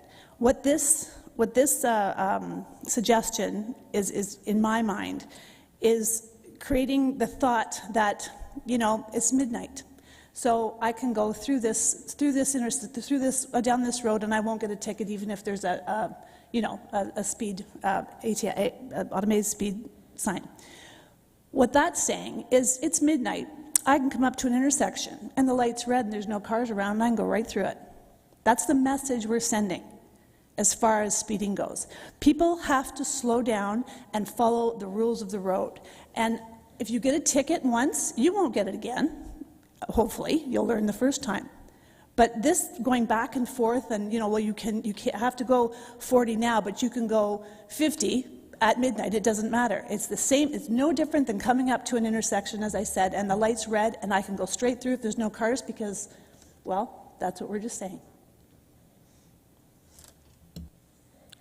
Councillor Johnson.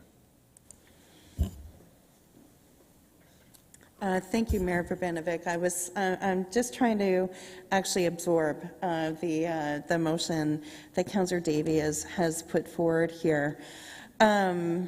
So you're looking to change ones that are currently 30 that don't have an and ASE, that they would be changed to 40, correct? Councillor Davey? Yep, go ahead, Councillor Davey. My microphone. Yes, basically, any photo radar enhanced school zone would be 40 kilometers an hour, is the way of thinking of it. Okay. So it will remain 30 until such time as it gets changed to photo radar enforced. Okay. I don't think at the moment that we have any 30 with an ASE. We do. Okay, I'm sorry. Most of the ones I've seen, okay, I apologize. Okay. So West Heights and Franklin are both at 30. Okay. And they, under this proposal, would increase to 40. Okay. I since we're making comments anyways, I just feel that we need to take a step back here. I think we're moving really quickly with making changes and making changes on the fly. I am personally not feeling comfortable with this. Like I'd like to hear from staff, frankly, on what their thoughts are on this motion. I mean, I remember as a council that we wanted another tool in our toolkit, that we are all very concerned. Everybody around this horseshoe is so concerned about speeding because we hear it from every single resident. It's probably the number one thing that we hear about on a consistent basis. And doing major road reconstruction, we do one of those. This is something that we have in our toolkit to be able to use in our most vulnerable areas, and we were really excited about it. And now we're in a debate over, you know, having consistency or not having consistency. Is it this time of day that they're going to be turned on? Is it not? When, as we've been rightly pointed out here, we don't have control over this right now. But frankly, I think the region should have control over this. My ward borders with Waterloo. I have streets in my ward that go between Kitchener and Waterloo, and right now it's confusing because on one side, on one end of the street in Waterloo, the speed is one thing. In Kitchener, it's another. I frankly am not comfortable voting on this evening. I was hoping that we would be moving in a direction where we would look towards safety and being consistent and having people know what to expect in our city, but frankly, also in others. And I'm concerned about the direction we're going in. And that is with all due respect to my council colleagues. Councillor Schneider. Thank you, Mayor. First of all, I want to thank our staff for all the work that's gone into this. I know there's so much that's not in our control. You are trying to work with the region, trying to bring our concerns forward to them. And we've heard a lot of talk about safety of the children. And I 100% agree with that.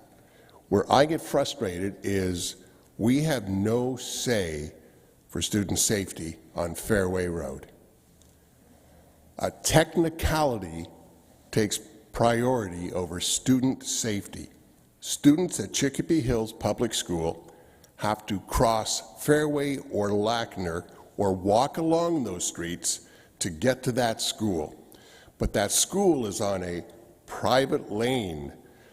The access for that private lane is from Fairway and Lackner, yet we cannot have a school zone and a reduction to 40 kilometers an hour in that area. The City of Kitchener pays for 5 crossing guards to provide student safety there. We have absolutely no control over that, and it's frustrating as anything.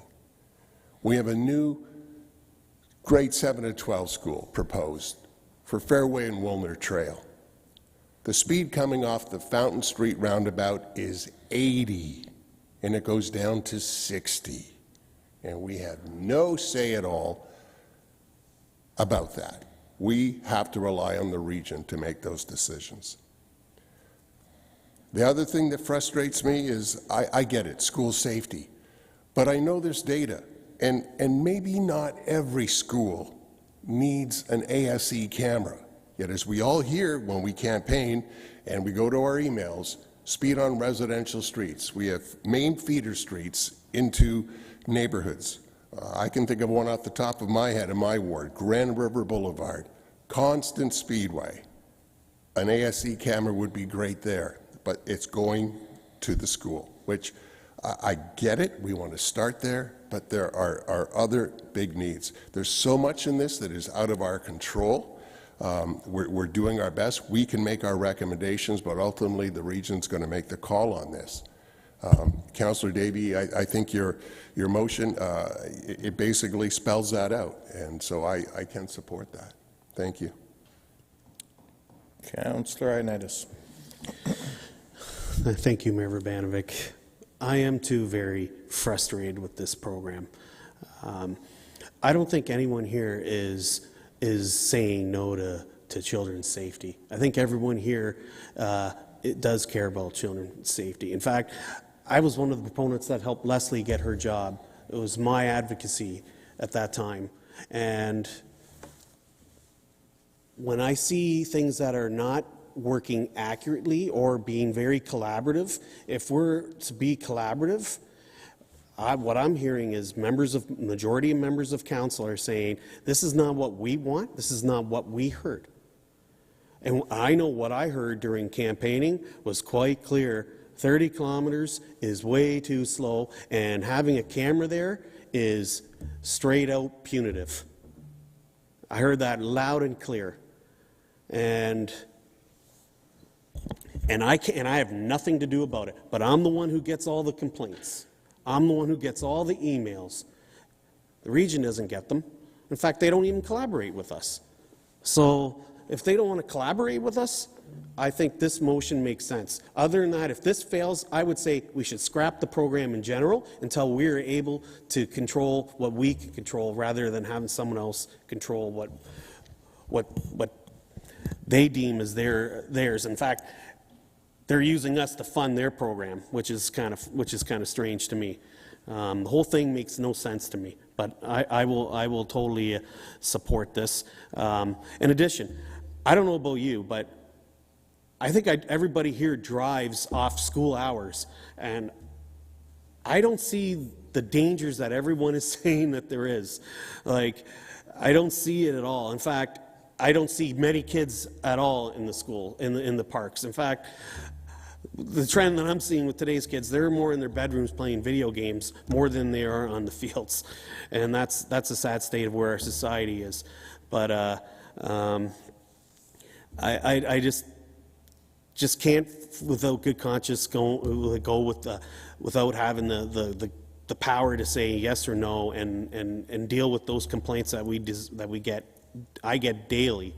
And if we asked for the statistics, how many kids have died in the last 15, 20 years when it was even 50? I think we're, and as Councillor David put it, I think we've gone down a path way too punitive in my mind.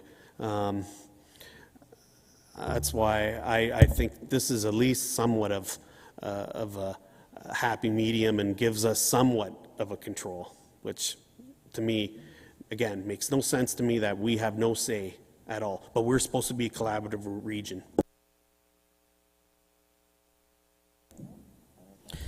Thank you, Mr. Mayor. And, without a doubt, I don't believe there's anyone around this horseshoe that doesn't care about safety and the kids in our community. That's really not the discussion at hand. It's really about the effective management of vehicular traffic on our city roadways, which is the responsibility and the mandate of this council to outline in a safe way. If you approach the outright aspect of safety,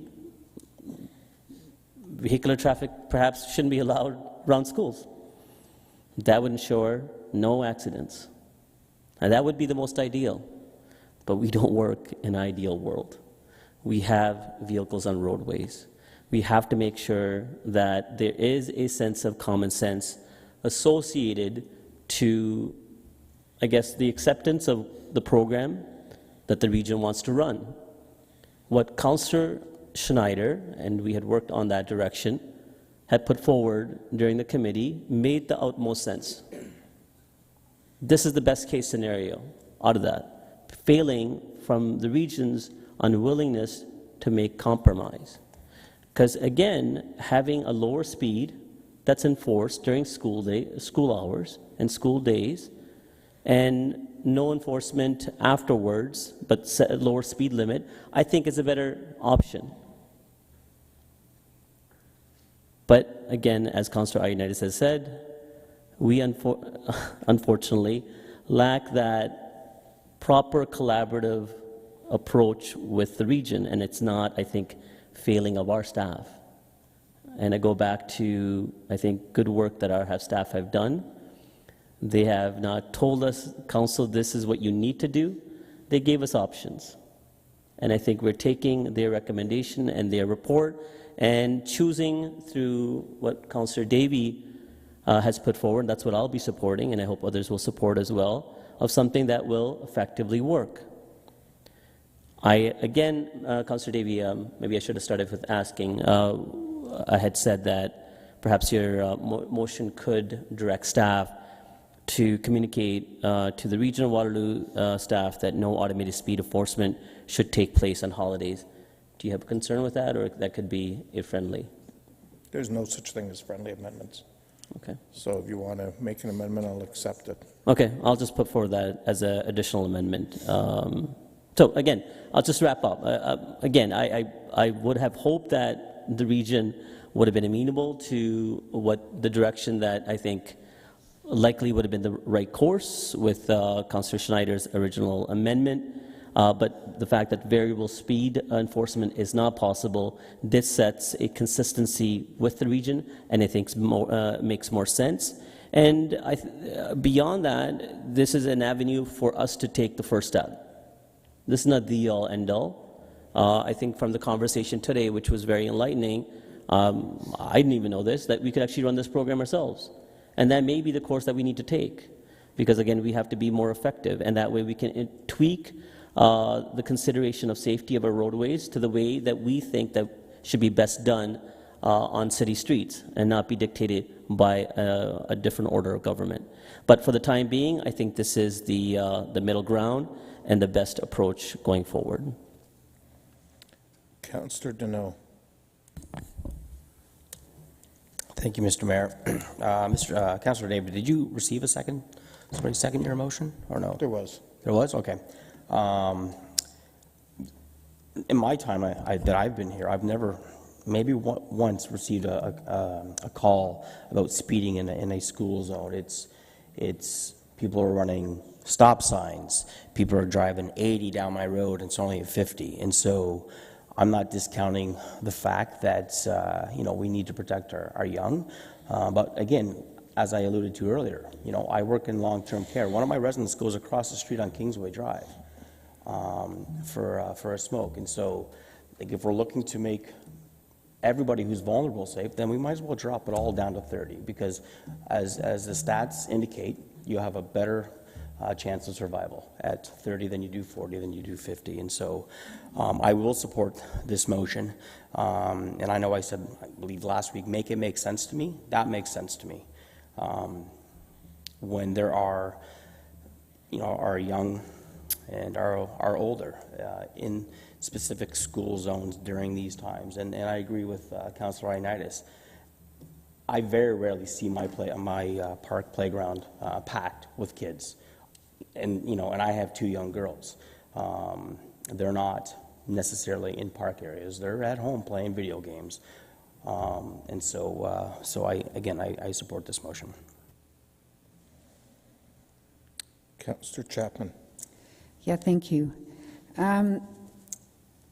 While it may be true that we're not saying no to kids' safety, I would say what we are saying is yes to drivers' comfort. We're saying yes to drivers. We're not saying no to kids' safety. And to me, there's a distinction and an important one, that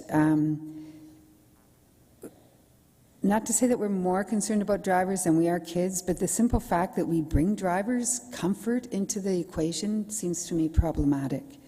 We're talking about a stretch of 100 to 150 meters in front of schools. We're not talking 2 kilometers of slowdown.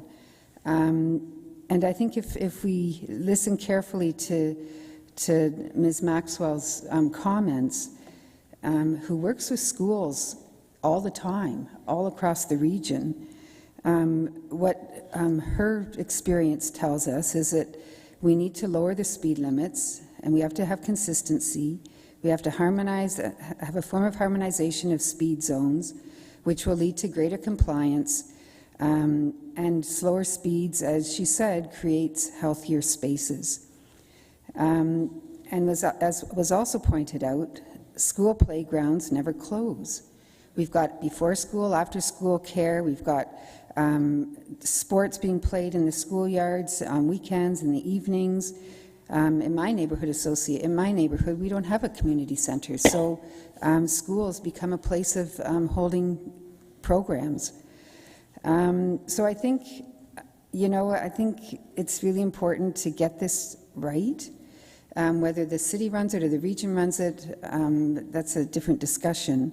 But I think what's most important here is to set drivers aside, because it's not about drivers, it's about kids' safety.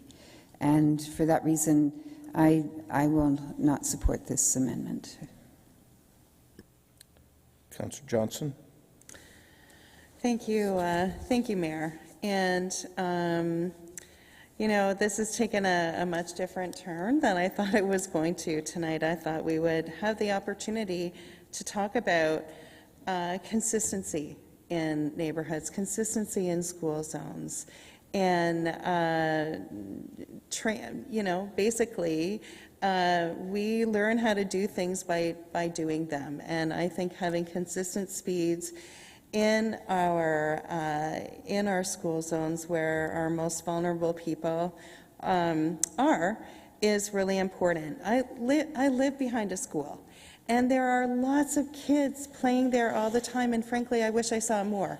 I totally agree that there's way too many kids down in their basements playing video games, perhaps, but I am celebratory whenever I see kids there and that are enjoying the playground and are walking there on their own or going there with their families. So our schools are being used all the time. As Leslie pointed out, I was a school board trustee when we brought in the extended day, where we would have kind of that one-stop piece for families to be able to have daycare at the schools and have extended hours before and after school.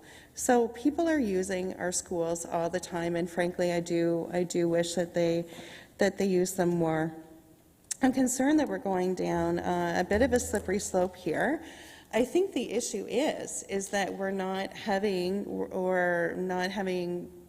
maybe quality conversations with the region about what we would like to see. And I totally agree. Everybody around this table does care about kids and care about kids' safety. I would never, ever say that about anybody around this table. I think that what you're seeing here is a frustrated group of people, staff who have been incredibly patient and that are trying to work with the region here too. I don't really know what the answer is. I don't want to be rushed into making decisions on things that really count. I don't want to change the speeds. I really think it's important that we have educated people who go to school to study, how we should be doing this. And now we're going to change it because some people are feeling uncomfortable that about getting tickets on a Christmas day. You know what? You don't get a ticket if you didn't speed. Like, I don't know. It's frustrating. I am not going to be able to support this motion. It doesn't mean that I'm upset with my council colleagues in any way. I'm upset with the process, and disappointed. Not in you, and kind of what we're looking at here. Thank you. Councillor Michaud. Thank you. I'm just going to basically echo Councillor Johnson's comments. I'm disappointed too in the direction this is going. And to what Councillor Chapman said, you know, we've talked more about driver's comfort than we have the safety of our children. And I think we're missing the mark here. It makes absolutely no sense to be changing the time. There's other municipalities that are going away from staggered times of when you can go a speed limit. They're going back to this is the speed limit 24/7, stick to it. And that should tell us something. This is I think a very slippery slope we're going down. I hope the region doesn't support it. I really hope that that this doesn't happen in our school zones. I want at the school. We support Vision Zero. We asked for these speed cameras. We asked for these speed cameras since I started on council 4.5 years ago. And now we're talking about, well, we want them, but we don't want them to work the way they're supposed to work. We want them to work the way we want them to work. And that's just not the way this should be. It's very disappointing. And again, it's with all due respect. Okay, everyone's made their comments, so I'm going to make mine now, and I'm actually going to, at the time, deal with paragraphs. I'm going to deal with paragraphs 1 and 4 together, and then 2 and 3 separately. And I say that because I can actually support paragraphs 1 and 4 in terms of the therefores, but I cannot support 2 and 3, and I'll speak to it. And I will preface it by, I think there's been a lot of good discussion and questions around this, and a lot of great work done by our staff.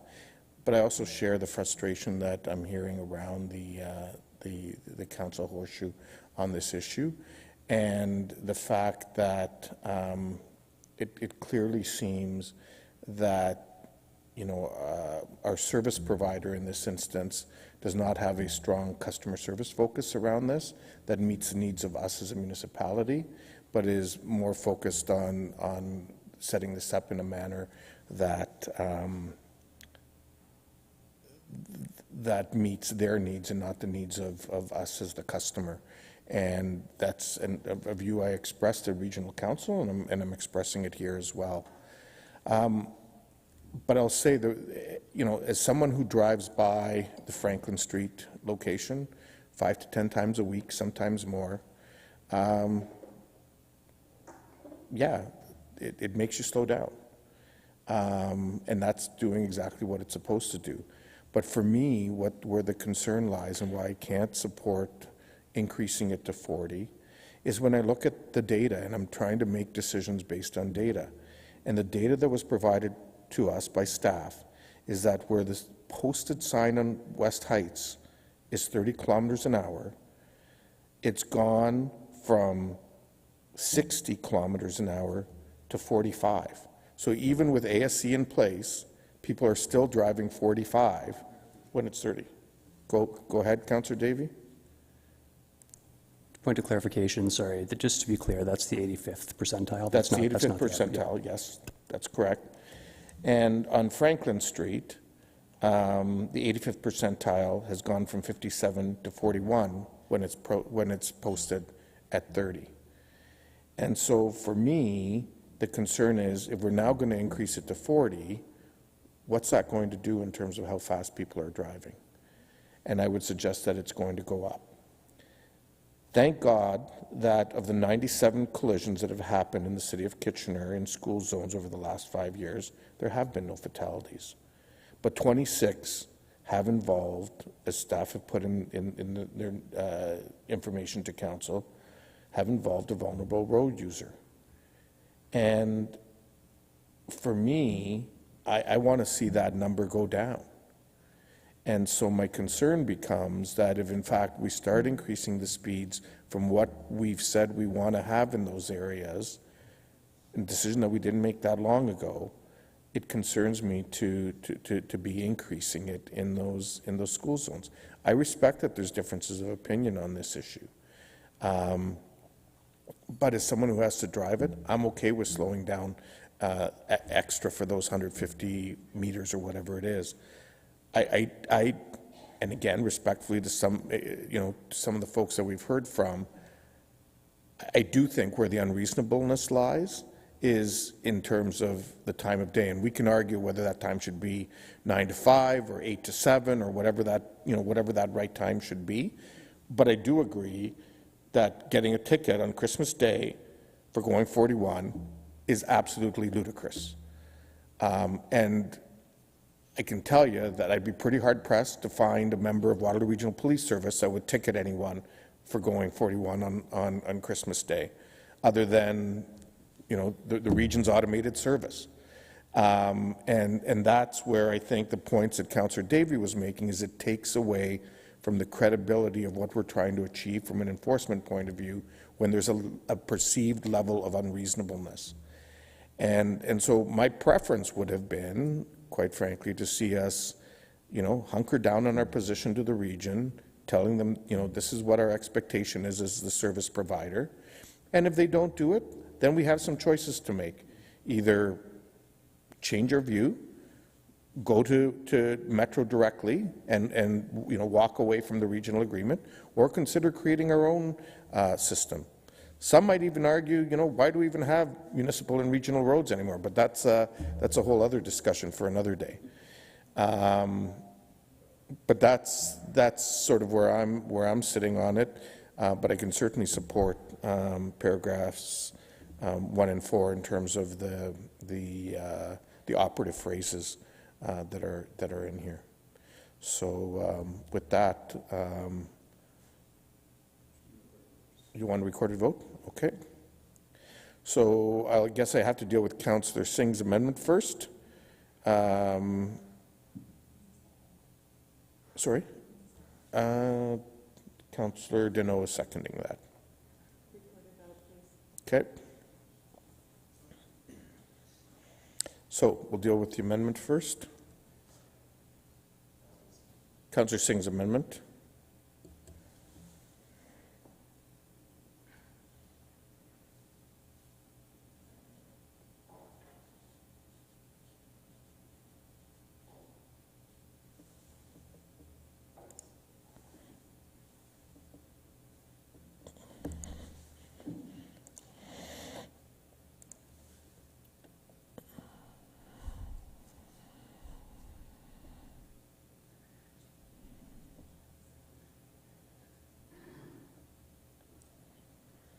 And that amendment carries.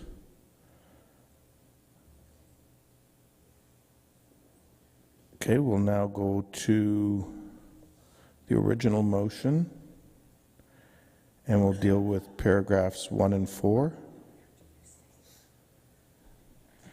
Recorded vote.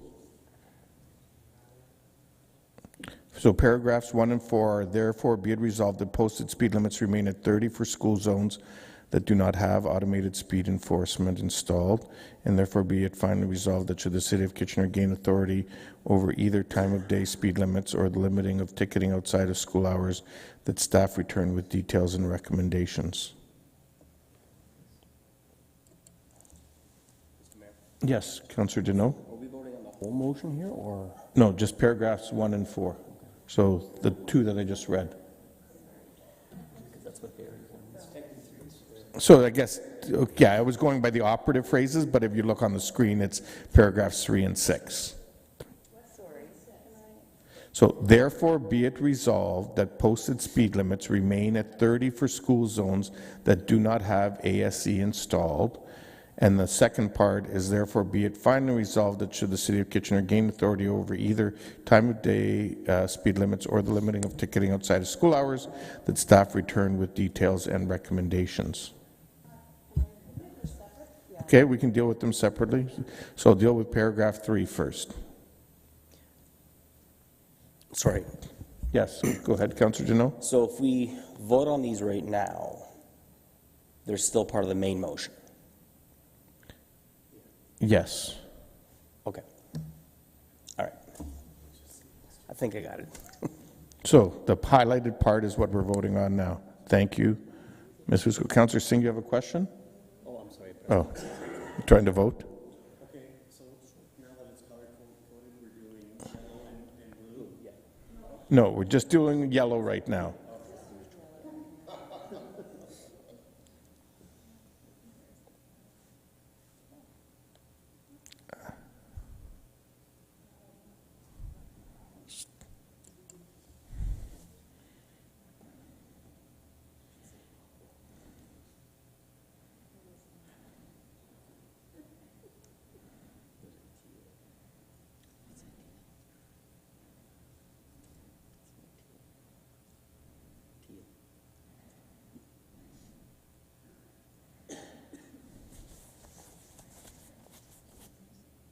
Sorry? Yes, sorry, carried unanimously, thank you. We'll now deal with the 2 in green.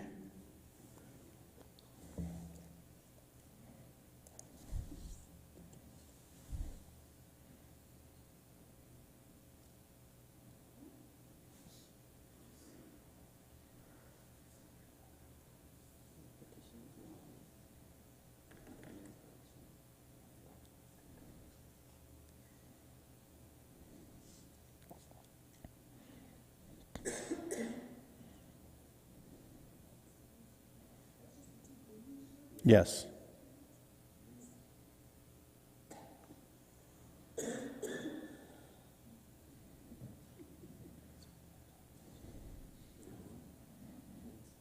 So that carries on a 6-4 vote.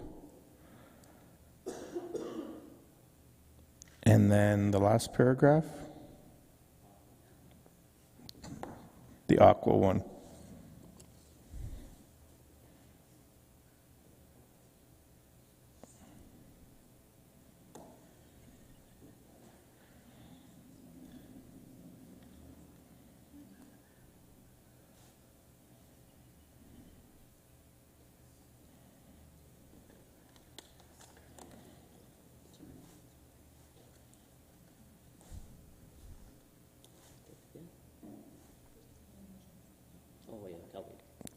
Okay, so that carries.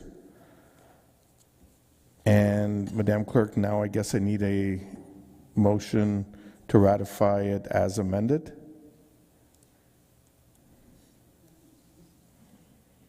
Nothing changes, but you have to procedurally do that.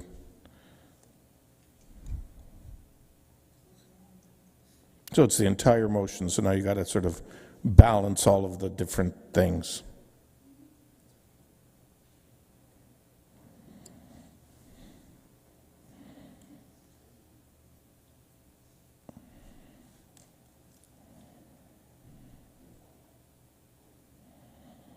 And that carries. Okay, thank you, everyone.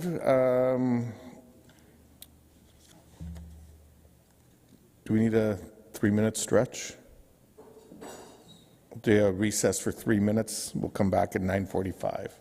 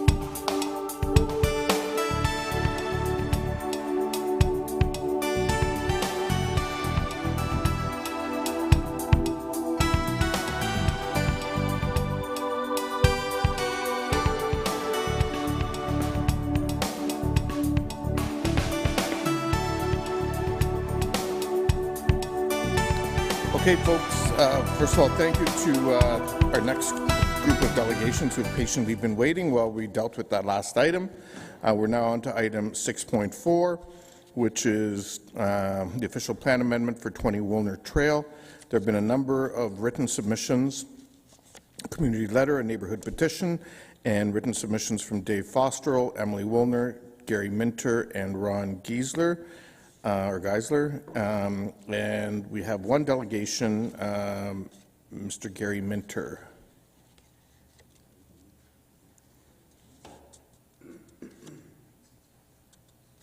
Welcome, Mr. Minter. And just so you're aware, there is a, if you weren't aware, Council will be considering a motion to defer this further to January 22nd. So that there can be a meeting with the school board in the region. Okay. You have 5 minutes, sir. Thank you for your patience. If you'd like, it's up to you. Whatever you'd like to do. You can read it if you'd like, or paraphrase, or whatever your preference is. Okay. You look like you have a fan club with you. They're cheering you on. Mr. Mayor and members of council, good evening. My name is Gary Minter. I live at 24 Lower Mercer Street and previously delegated at the October 30th PSI meeting on behalf of the Woolner Trail neighborhood. Excuse me. We have sought and received outside expertise to review the safety recommendations presented at the October 30th PSI meeting.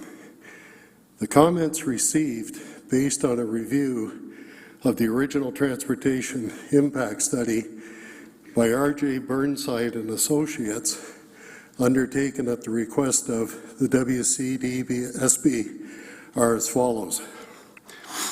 As a regional road, traffic progression on Fairway Road is important to the engineers and technologists, and a 200-meter spacing between the Woolner Trail roundabout and a potential signal of any kind at Eden Oak Trail will be reviewed negatively.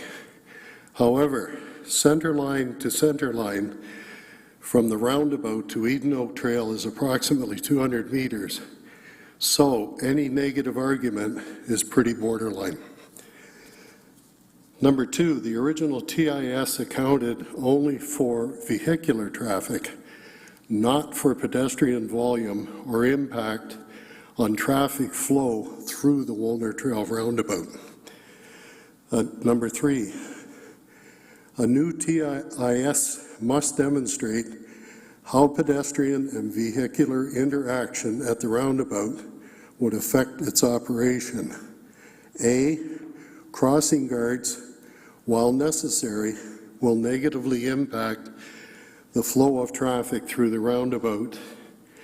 And B, an Eden Oak signalized full movement intersection would significantly relieve pedestrian demand at the roundabout. Number four, at a minimum then, a right-in, right-out only access to the school property off Fairway Road, if and when approved by the region, in conjunction with the left-in, right-out only on Woolner Trail, once approved by the city, accommodates vehicular traffic movement, but does not improve pedestrian movement. It has recently been reported that both the City of Kitchener and the Region of Waterloo have agreed that lower speeds in school zones are imperative and will be implemented. This logic supports pedestrian student safety over vehicular convenience. Placing this unique school in this unique location will require city and regional commitment to the most favorable outcome for both pedestrian and vehicular traffic. A full movement signalized intersection at Eden Oak Trail and Fairway Road best accommodates this decision. The neighborhood completely supports deferral of these amendment requests until such time as these new points and the previous safety issues raised can be discussed with the region and resolved. Again, thank you very much for your time to speak on these important issues, and I respectfully submit my notes for immediate records. Okay, thank you for coming in. There are some questions for you, sir. Councillor Johnson. Yes, thank you, Mayor. And I'm sorry, I didn't catch your name. Gary Minter. Oh, thank you so much for your patience and for waiting this long tonight. We really appreciate it. My question to you is, do you think that this is the right space for this school? Well, we're not against the school, but it's not a great place for the school at the bottom of Fairway Bridge. It's not. Yeah, okay. Thank you so much. You're welcome. Councillor Schneider. I just have a comment. Go ahead. Okay. Gary, thank you, and thank you, Ron and Dave, for spending your night here. I really appreciate your ongoing concern and passion for student safety. I feel that we will get this deferral passed, and we'll be able to have some really good conversations with the school board and the region. I can assure you that the same traffic team that was here fighting for safety in school zones will be working hard for that as well. So we will be bringing those concerns forward, and ask our clerks to make sure I get a copy of that presentation so I can bring that along to the meeting. Thank you so much. Wonderful. Those appear to be all the questions. Thanks again for coming in, Mr. Minter. Thank you very much. For you and your colleagues for being so patient. Thank you. Okay, so with that, Councillor Schneider, do you want to move the deferral to January 22nd? Okay, moved by Councillor Schneider. Do I have a seconder? Councillor Davey. All those in favour? Opposed? That is carried. Thank you. We'll now move on to reports of the committees. And Councillor Michaud, I believe you're going to bring forward Heritage Kitchener for us. You can click in, please.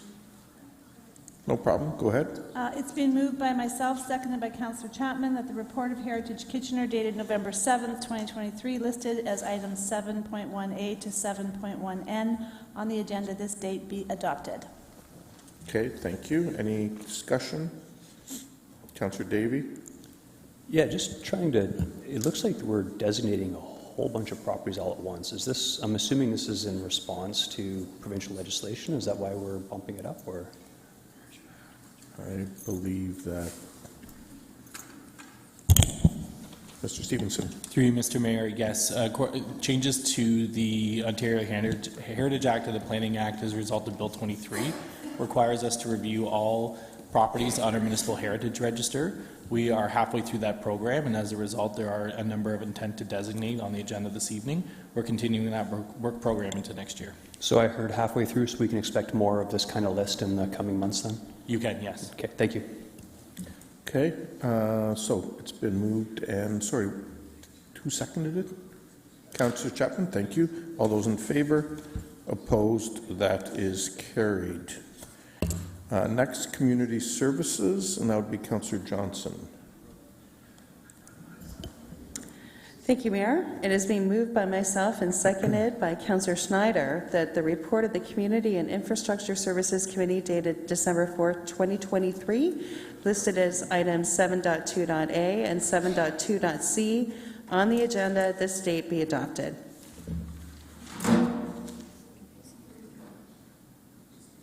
Oh, Councillor Schneider stepped out, so Councillor Davey will second that. All those in favour? Opposed? That is carried.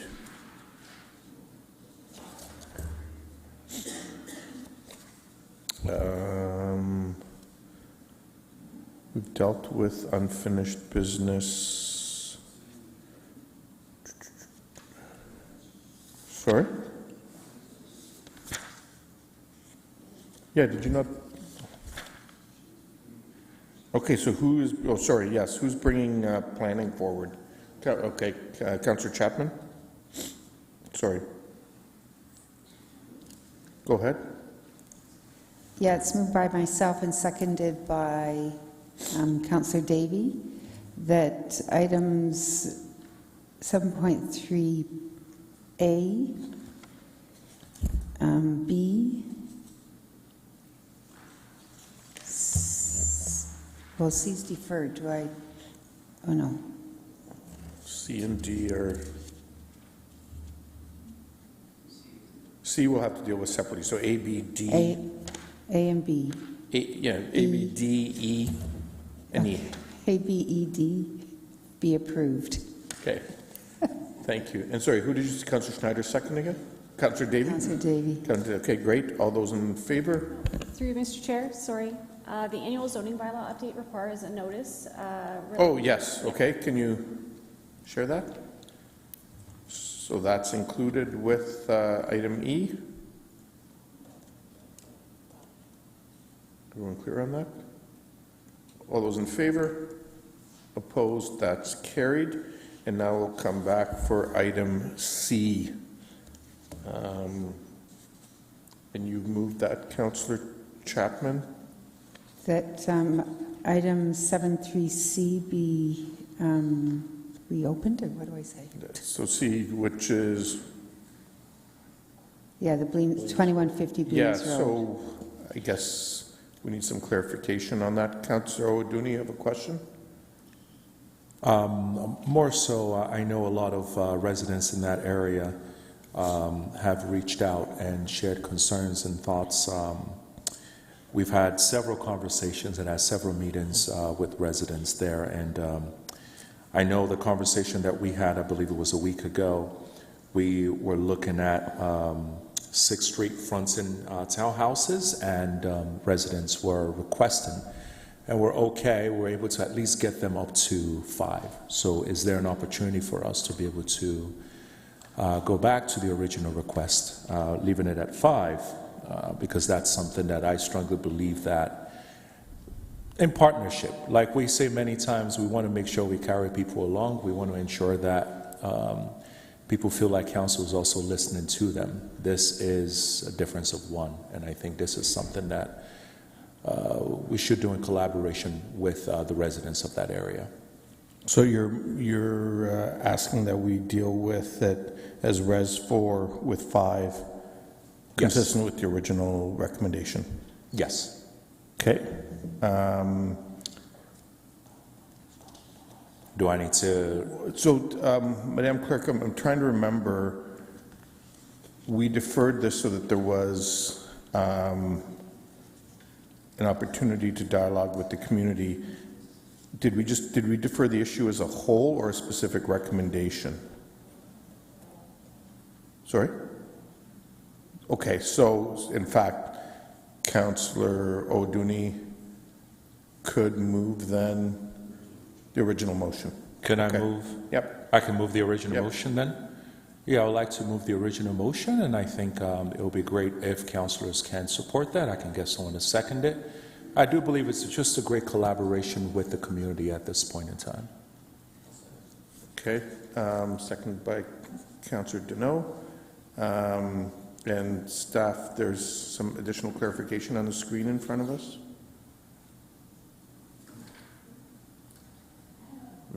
I'll come to you in 1 second. Go ahead.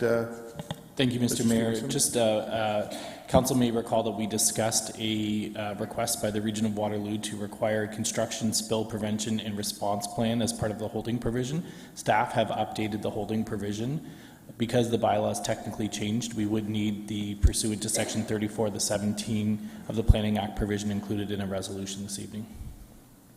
Okay, we do have a couple of questions or comments. Councillor Michaud. Yeah, I have a question with this, and I had it the last time around when this first came in front of us. We're in a housing crisis where we are building as much as we can in all neighborhoods, and for some reason I think I mentioned this at the last meeting, that this item was getting preferential treatment, I'll say, that kind of contradicts what I've experienced when I go through the planning process, and I have residents that are, somewhat upset the way a development is going on in their neighborhood that doesn't fall with the characteristics of their neighborhood. I think that was the term that was used in that last meeting. So I'd like some clarification on how this happened without all the numbers that you just gave us. Mr. Stevenson?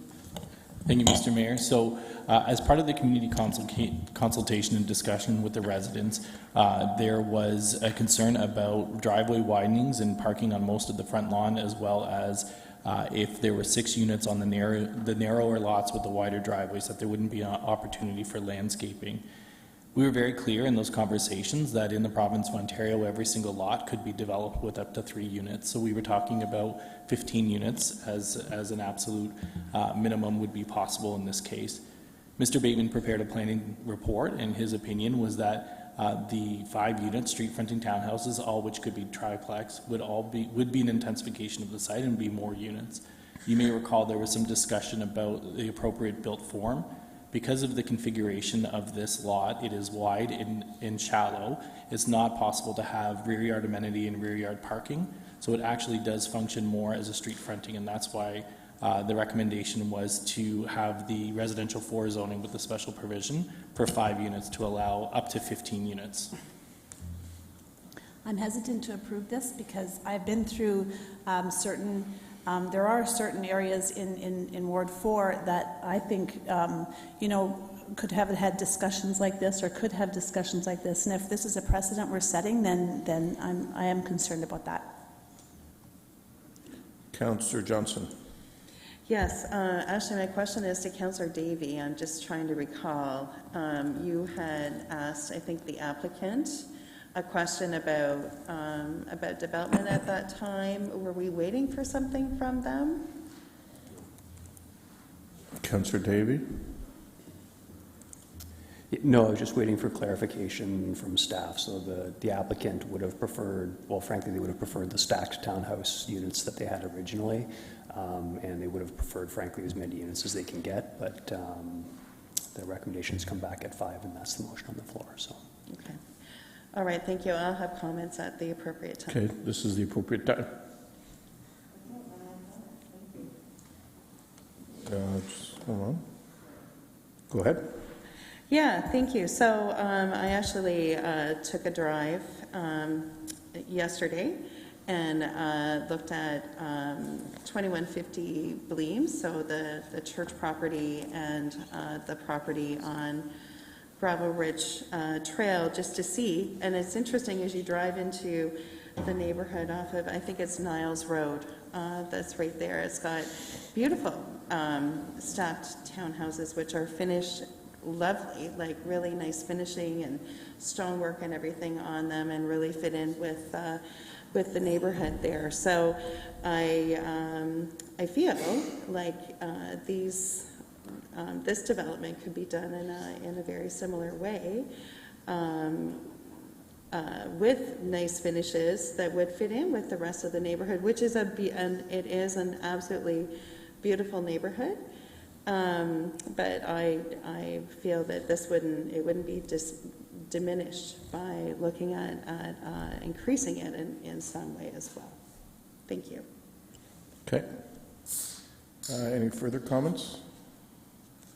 I will support the recommendation that's before us. I think staff have explained the rationale that they've used in this particular instance. I do think that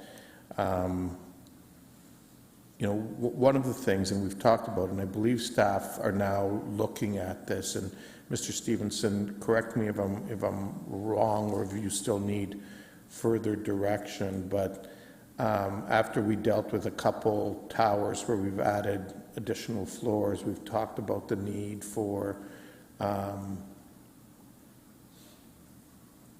better process so that we're not considering these things on the floor of council at night. I seem to recall that staff was taking that away to do some work on that, but am I wrong, or do we still need a formal motion in that regard? Mr. Reedman? Through the mayor, so staff were going to look at taking that away. One of the things we had talked about was, just having a more open conversation with an applicant at the beginning of the process talking about the need for affordable housing and making sure they're coming in with a well-rounded proposal. So I don't believe we need an additional motion at this point in time. Okay, great. Thank you. Okay, so the motion's on the floor. Those in favor? Any opposed? Motion carries.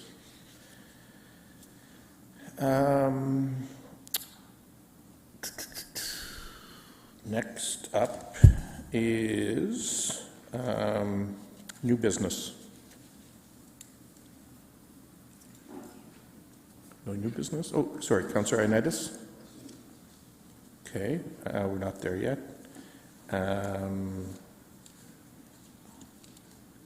Just under mayoral business, the only thing I will say, so there weren't any budgetary amendments filed by the end of the day of business today. So we'll need a short period of time on Thursday. So we'll be starting Thursday's meeting at 11 o'clock, just so that everyone knows, and that change will be made in your calendars after this meeting. So with that, we'll move on to any new business. Okay, we'll go into the notices of motion then. We'll start with Councillor O'Dooney. Sorry, Councillor Ioannidis, that's still your question and answers? That comes later. Councillor O'Dooney, your notice of motion for fireworks regulations. Go ahead. Okay, fantastic. Thank you very much, Mayor Vrbanovic. So I want to start out by reading the motion, and then I'll share my thoughts right afterwards with that. So it says here, whereas the City of Kitchener values the safety, peace, and well-being of its residents, whereas in May 2023, Kitchener City Council amended the city's fireworks bylaw to make it more restrictive by only permitting fireworks to be used on the day of an actual celebration, Victoria Day, Canada Day, and Diwali. Whereas despite these tighter restrictions on the use of fireworks in Kitchener, members of our City Council continue to receive a significant number of concerns from residents about non-compliance with the city's fireworks regulations. So, therefore, be it resolved that Kitchener City Council directs to city staff to, number one, initiate a comprehensive public education campaign aimed at informing residents about the city's fireworks regulations. That campaign should be culturally sensitive and include initiatives such as targeted outreach to specific community leaders and associations, public service announcements, media advertising, social media posts, and so on and so forth. And number two, enhance enforcement and education of the city's firework regulations by increasing the number of bylaw enforcement officers on duty from 2 to 8 for all of the days when fireworks are permitted to be used within the city, and that those officers be pre-positioned at public locations throughout the city that have been previously used by residents to light up fireworks. I want to first say thank you to our Director of Bylaw, Gloria. We had a conversation, and she had shared with me that in 2023 we received a total of 184 complaints in reference to fireworks complaints this year. For Victoria Day, it was 54. For Canada Day, it was 32. And for Diwali, it was 63. I love fireworks. I don't know about all of you. I definitely do. But I do believe that as we're going into a new year, this is a great opportunity for us to sit back, reflect on some of the numbers that we've seen, and then how can we put together, be more proactive in our plan ahead of next year around education and enforcement as well. Interestingly, I teach at Conestoga, and I was speaking to one of my actually the whole class, and I had asked, how many people celebrated. In terms of the holiday, everyone raised their hand, and I said, how many people are aware of the bylaw that says you're supposed to stop at 11 p.m.? No one was aware, which makes perfect sense because they all just moved here, a few months prior to that as well. So I do think the importance of education is really, really important as we go into 2024. So I just thought to table this to get people's thoughts, opinions, and then discuss how to move forward. Okay, and sorry, who did you have seconding that for you? That will be seconded by Councillor Davey. Okay, thank you. Councillor Michaud, you're first in the queue. Yeah, thank you. Thank you, Councillor Iadoni, for bringing this forward. There were a lot of concerns, I'll say, in Ward 4 during the last fireworks display. And I do agree that public education around the campaign will certainly help, or is going in the right direction. I just have a question with staff, because some of the complaints or the comments, I'll say comments I received from residents where they called our customer care and they couldn't even get an answer on the line that night. So I don't want to give people false expectations that this is going to solve a problem, that there is a problem, and I don't want any false expectations. Would like your comments on that. Mr. Mayor? Through you, Mr. Chair, I've spoken directly with the supervisor of the Corporate Contact Center. I had no reports that individuals couldn't get through. I have no doubt there were a lot of calls that night, and so I have no doubt that there was a peak volume at some point, and I guess something might have been dropped, but as a rule of thumb, all the calls that were made were logged and recorded. Yeah, this is no criticism to the contact center. They do a wonderful job. I'm just relaying the messages that I had from residents. So again, if I could ask Ms. McNeil, is there enough bylaw? I know you're increase it from 2 to 8. Will that make that significant of a difference? Considering the amount of calls I suspect happened in the last firework event. Ms. McNeil? Thank you. Through the Mayor, I think the key here is to reach out with education to as many groups as we can, and to work with our partners within the community, such as the KW Multicultural Center, in order to see how we can get that message out to folks. I think in regards to the 8 officers, I think the thinking behind that was that we've got some data that now shows where some of the key higher call volume complaints were coming from. So I think we could position staff in those locations to just try to get ahead of it and educate people early on in the night, as well as be there to respond within a timely manner. Okay. And I appreciate that. And again, I want to thank Councillor Iadoni. But I'm going to voice my concerns with regards to fireworks today, because I've said this before. These are not the fireworks we had when we were kids in our backyard. These are industrial-sized fireworks that were going off in areas of the ward that I represent, on driveways, near cars, on the middle of roads. It was quite quite concerning. So I'm hoping that this plan is certainly going in the right direction, and I hope that we can see a difference in the next event. Thank you. Councillor Deneau. Thank you, Mr. Mayor, and thank you to Councillor O'Dooney for bringing this forward. I was actually lucky. I didn't receive any complaints over the last firecracker night, and so that doesn't say that there's not an issue. I just didn't receive any emails. But I know most of you folks have, if not all of you. And so I love, having these officers be near locations that we know are common problem areas. And I think, being proactive as opposed to being reactive, I think it's not going to solve all the problems, but I think it's a great way to try to mitigate as many complaints as we get. And so I am in support of this motion. And again, thank you for bringing it forward. Councillor Schneider. Thank you, Mayor Vivanovic, and thank you, Councillor O'Dooney, for bringing this forward. I like what I'm seeing here. I'm just wondering if there could be maybe a friendly amendment under public education. I would like to see maybe the city create rules and regulations sheet and maybe have it in differing languages that just outline the rules, like just the basics, like nothing after 11 p.m. And if that could be given out at point of purchase for fireworks retailers here in Kitchener. Perhaps if they have the information and the rules as they purchase their fireworks, they'll be more aware. Mr. Mayor? Through you, Mr. Chair, I'm not sure that a motion is necessary on that. That's definitely one of the tactics that staff have discussed, and assuming we don't run into any roadblocks, we would plan to implement something, in particular the idea of putting it into multi-languages. Okay, that's great. And Councillor Michaud, totally agree. Fireworks is not the same. I miss the burning schoolhouse. Bring it back. Can you not buy the burning schoolhouse anymore? Really? Oh, my goodness. I think we will find some, and we'll make sure that everyone has one for next year for Diwali. Councillor Johnson. Thank you, Mr. Mayor, and thank you, Councillor Rose, for bringing this forward.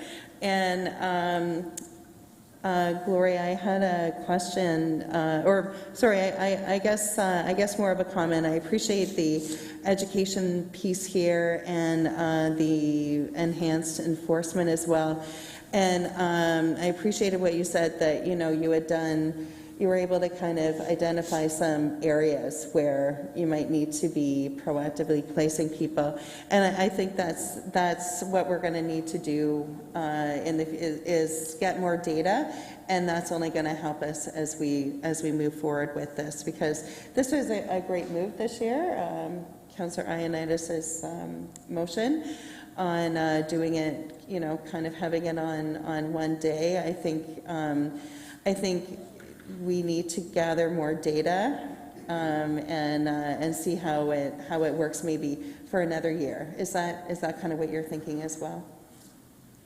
Ms. McNeil? Yep. Through the mayor, yes, that's exactly it. I think we just need to continue looking at it and seeing what's working and where we can focus our attention moving forward. If through education we've reduced some of the complaints, then we know that's working, and then we can focus on that, as opposed to continuing to add staff at it. If education works, that's the best way to go. Yeah, thanks. And you know what, frankly, I don't think it's just education for people that are doing the fireworks, but maybe some education in neighborhoods around, frankly, around, like, this is Diwali, and this is what it is, a festival of light, etc. And then I think that might help with some of the complaints that we're getting, and that piece would be helpful as well. So thank you. Councillor O'Dooney, I'll come to you for the final word, since it's your motion. You have a question? Okay, go ahead. Yeah, well, I think it's just more for public information as well. During my meet and greet, I did have people approach me to talk about this as well, but there was a repeated request for a ban, and there was a repeated, pointing at, hey, this other city has banned fireworks, why can't we do the same? And I just wanted to get thoughts from staff around why that might not necessarily be a good idea.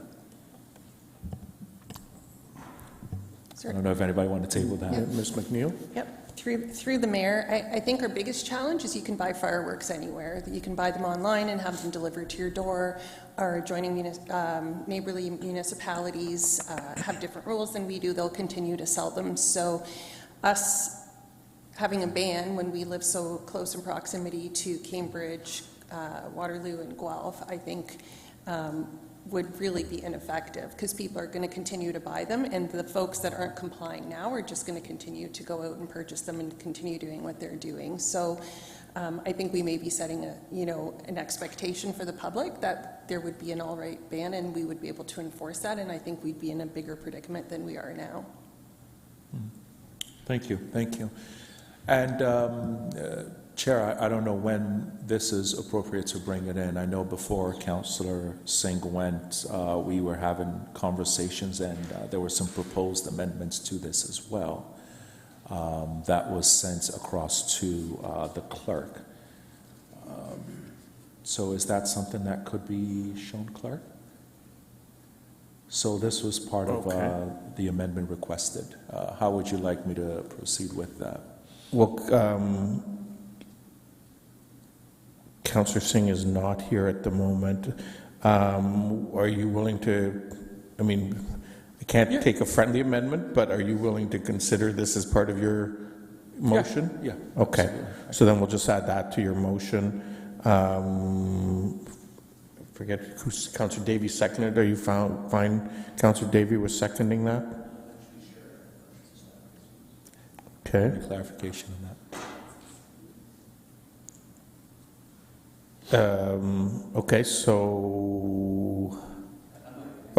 Okay, go ahead, Councillor Davey. Yes, thank you. I guess my first question is, has staff seen this amendment? Mr. Reedman? Through the chair, so staff did see this during council today. Sorry, can you repeat that? Staff did see this during council today. It was Sorry, sent- so this is it the was first sent- time. it This was is the sent first to time vote. you've seen this. No, we saw it earlier today, and like I've shared it with economic development team as well. Oh, okay. So an hour ago, though. So. And while I like the idea, I'm just a little bit concerned about the potential workload. So I guess I'm asking if staff thinks that they can accommodate this, they can reasonably accommodate this request. Through the mayor, so I do think that, I know that the events team has limited capacity for new event development, so council would need to be agreed that this would be a top priority for the team in 2024. Would be a top priority. So I know in the budget there's an additional, assuming it's approved, there's an additional festival or event scheduled as well. Would this take precedence over that? Because I'm not sure what the details of that are. Through the mayor, so the new event is something that's being planned for September, subject to council approval on the budget, and so it's another music-focused event that focuses more on the 20 to sort of 40 demographic. So there's a lot of work here, like, you know, some elements of, you know, just researching and other things maybe could happen. But looking at successful models in comparable cities and other things, you know, like there is a lot of an ask here, and so it would be asking a small team to redirect efforts to do research and report back. So we can take it out then. If it's too much, then let's Yeah, stick to can we the maybe first defer this, or I just want to get a bit more information on it and how it fits in with other festivals that are planned. So just that one clause, yeah. Yeah, let's take it off then. We'll focus on the first two. Okay. So we're back to the original motion, and that's what we're going to consider tonight. And maybe I'll just add to that. I mean, I think there are some conversations that can happen with communities that celebrate Diwali and so on, if that's what the thinking is, to explore if there's a desire to do something, and how, you know, maybe we as a city can support them as opposed to necessarily taking the lead on the event. And that can happen outside of any motion here. Councillor Ioannidis, you're next in the queue. Thanks, Mayor Barry Vranavik. I guess my questions would be with regards from going from 2 to 8. You know, that would be 6 positions on basically paying double time, I'm guessing. Ms. McNeil? Through the mayor, we would utilize part-time officers for these Okay. events. So Okay. the cost of that would be reduced. Okay. I don't have too much of a concern with the overall motion. I'm not sure about the 8 bylaw officers, they're going to do much, but I do appreciate the public education campaign. I do feel that I'm sure we can give it some more, more attention to it. But I do feel like it's working. Like I've noticed the fireworks go less and less in my neighborhoods but again, we'll see where it goes. Councillor Schneider? Thank you, Mayor Vranavik. I agree with what I'm hearing here. And I really believe this comes down to education. I don't think anybody is purposely trying to break any laws here. It's just a matter of being informed. And I think this education aspect is a huge part of it. And I support this. And I also want to put a plug in one more time that I would love to see a drone show that is light and no noise. Okay, nobody else in the queue. I will support the motion that's in front of us, and thanks, Councillor O'Dooney, for bringing it forward. I think it the motion is trying to deal with this in a more effective manner than the notion of a ban might suggest. I think education is key, and I think some education with a fair but firm approach that, quite frankly, may result in laying some paper on a few individuals and getting the word around. Word tends to spread quickly, just like word spreads quickly on Facebook about speeding fines. Word will spread quickly if a few people get ticketed for breaking the firework bylaw. But the reality is, as I think Ms. McNeil said, if we went to an outright ban, the people that don't respect an 11 o'clock restriction are, I would suggest, even less likely to respect an outright ban. And so I think this is our best approach, and raising awareness, because I do unfortunately think that there was, I'll be as bold to suggest, a little less tolerance towards Diwali fireworks than maybe there are to Victoria Day or Canada Day, and folks just need to recognize that we're an increasingly diverse community, and that means celebrating new events beyond the ones that we traditionally have. So with that, motion has been moved and seconded. All those in favor? Opposed? That's carried. Thank you, Councillor Owaduni. And now over to you, Councillor Deneau, for your motion.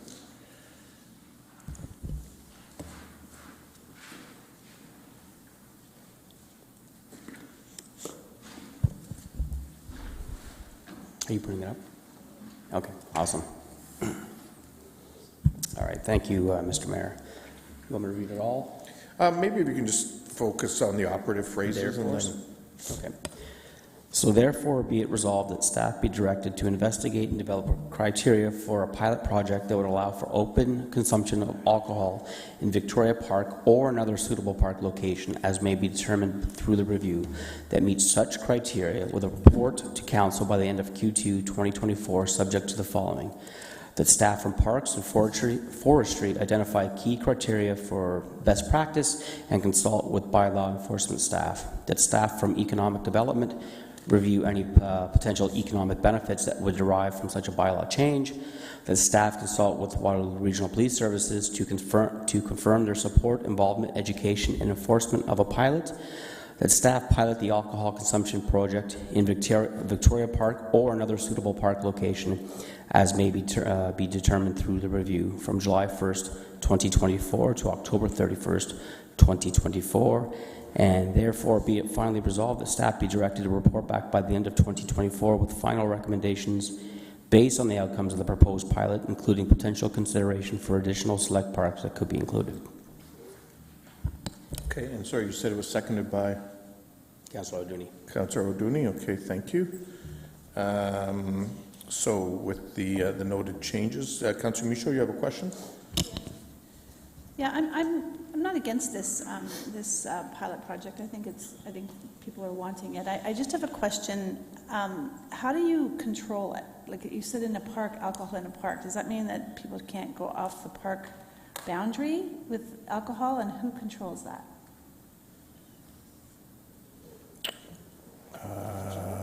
Ms. McNeil? Through the chair, I think part of the rationale for bringing back a report in Q2 is that we need to find out some of the answers to those questions. So we need to do some research with Waterloo Regional Police, with legal, with risk management, and see what that would look like, and then bring that back to council for consideration. Okay, thank you.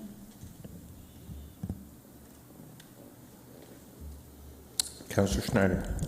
Thank you, Mayor Vrbanovic. Yeah, I also support a pilot project for that. Just wondering about the dates, like July 1st to October 31st.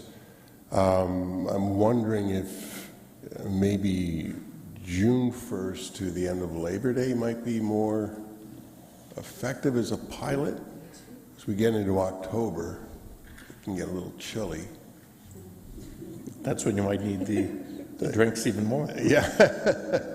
No, I foresee like people in the summer maybe grabbing a picnic a basket with a bottle of wine or a sandwich and a beer and just enjoying that. I mean, we do have alcohol in the park during festivals. So, Mr. Board, just wondering if there's any maybe discussion, or there can be a discussion on, maybe you don't set the dates right now, but maybe that can be set a little later. So I think, Councillor Schneider, I think you've raised a good point, and staff can take it under advisement. Today, we're approving this in principle for staff to bring a report back, and those are maybe one of the things they can look at, because I do think that in the course of doing it, depending on which park we're talking about, if it's not Victoria Park, it's less of an issue, but if it is, we'll need to think about how it impacts multicultural, blues, and Rib Fest probably, who have liquor licenses at those events, and what that means. So that's, I think, one of the things that staff will have to look at. Councillor Ioannidis, you're next. Yeah, thank you, Mayor Urbanovic. And I do support where this is going. I think, just from based on my opinion, I think it would have been a lot easier, just as what you just said, if we started just a little bit slower, and maybe we approve like a special event like that we operate downtown. And I know staff have been talking about that. I don't know if that's something that would be amenable, because I mean, if we do a pilot in one park, I'm not sure which park other than Victoria Park that you would pick that is, you know, that most people would want to use. So anyways, I don't know if that's something that you have given a thought to at all. Go ahead.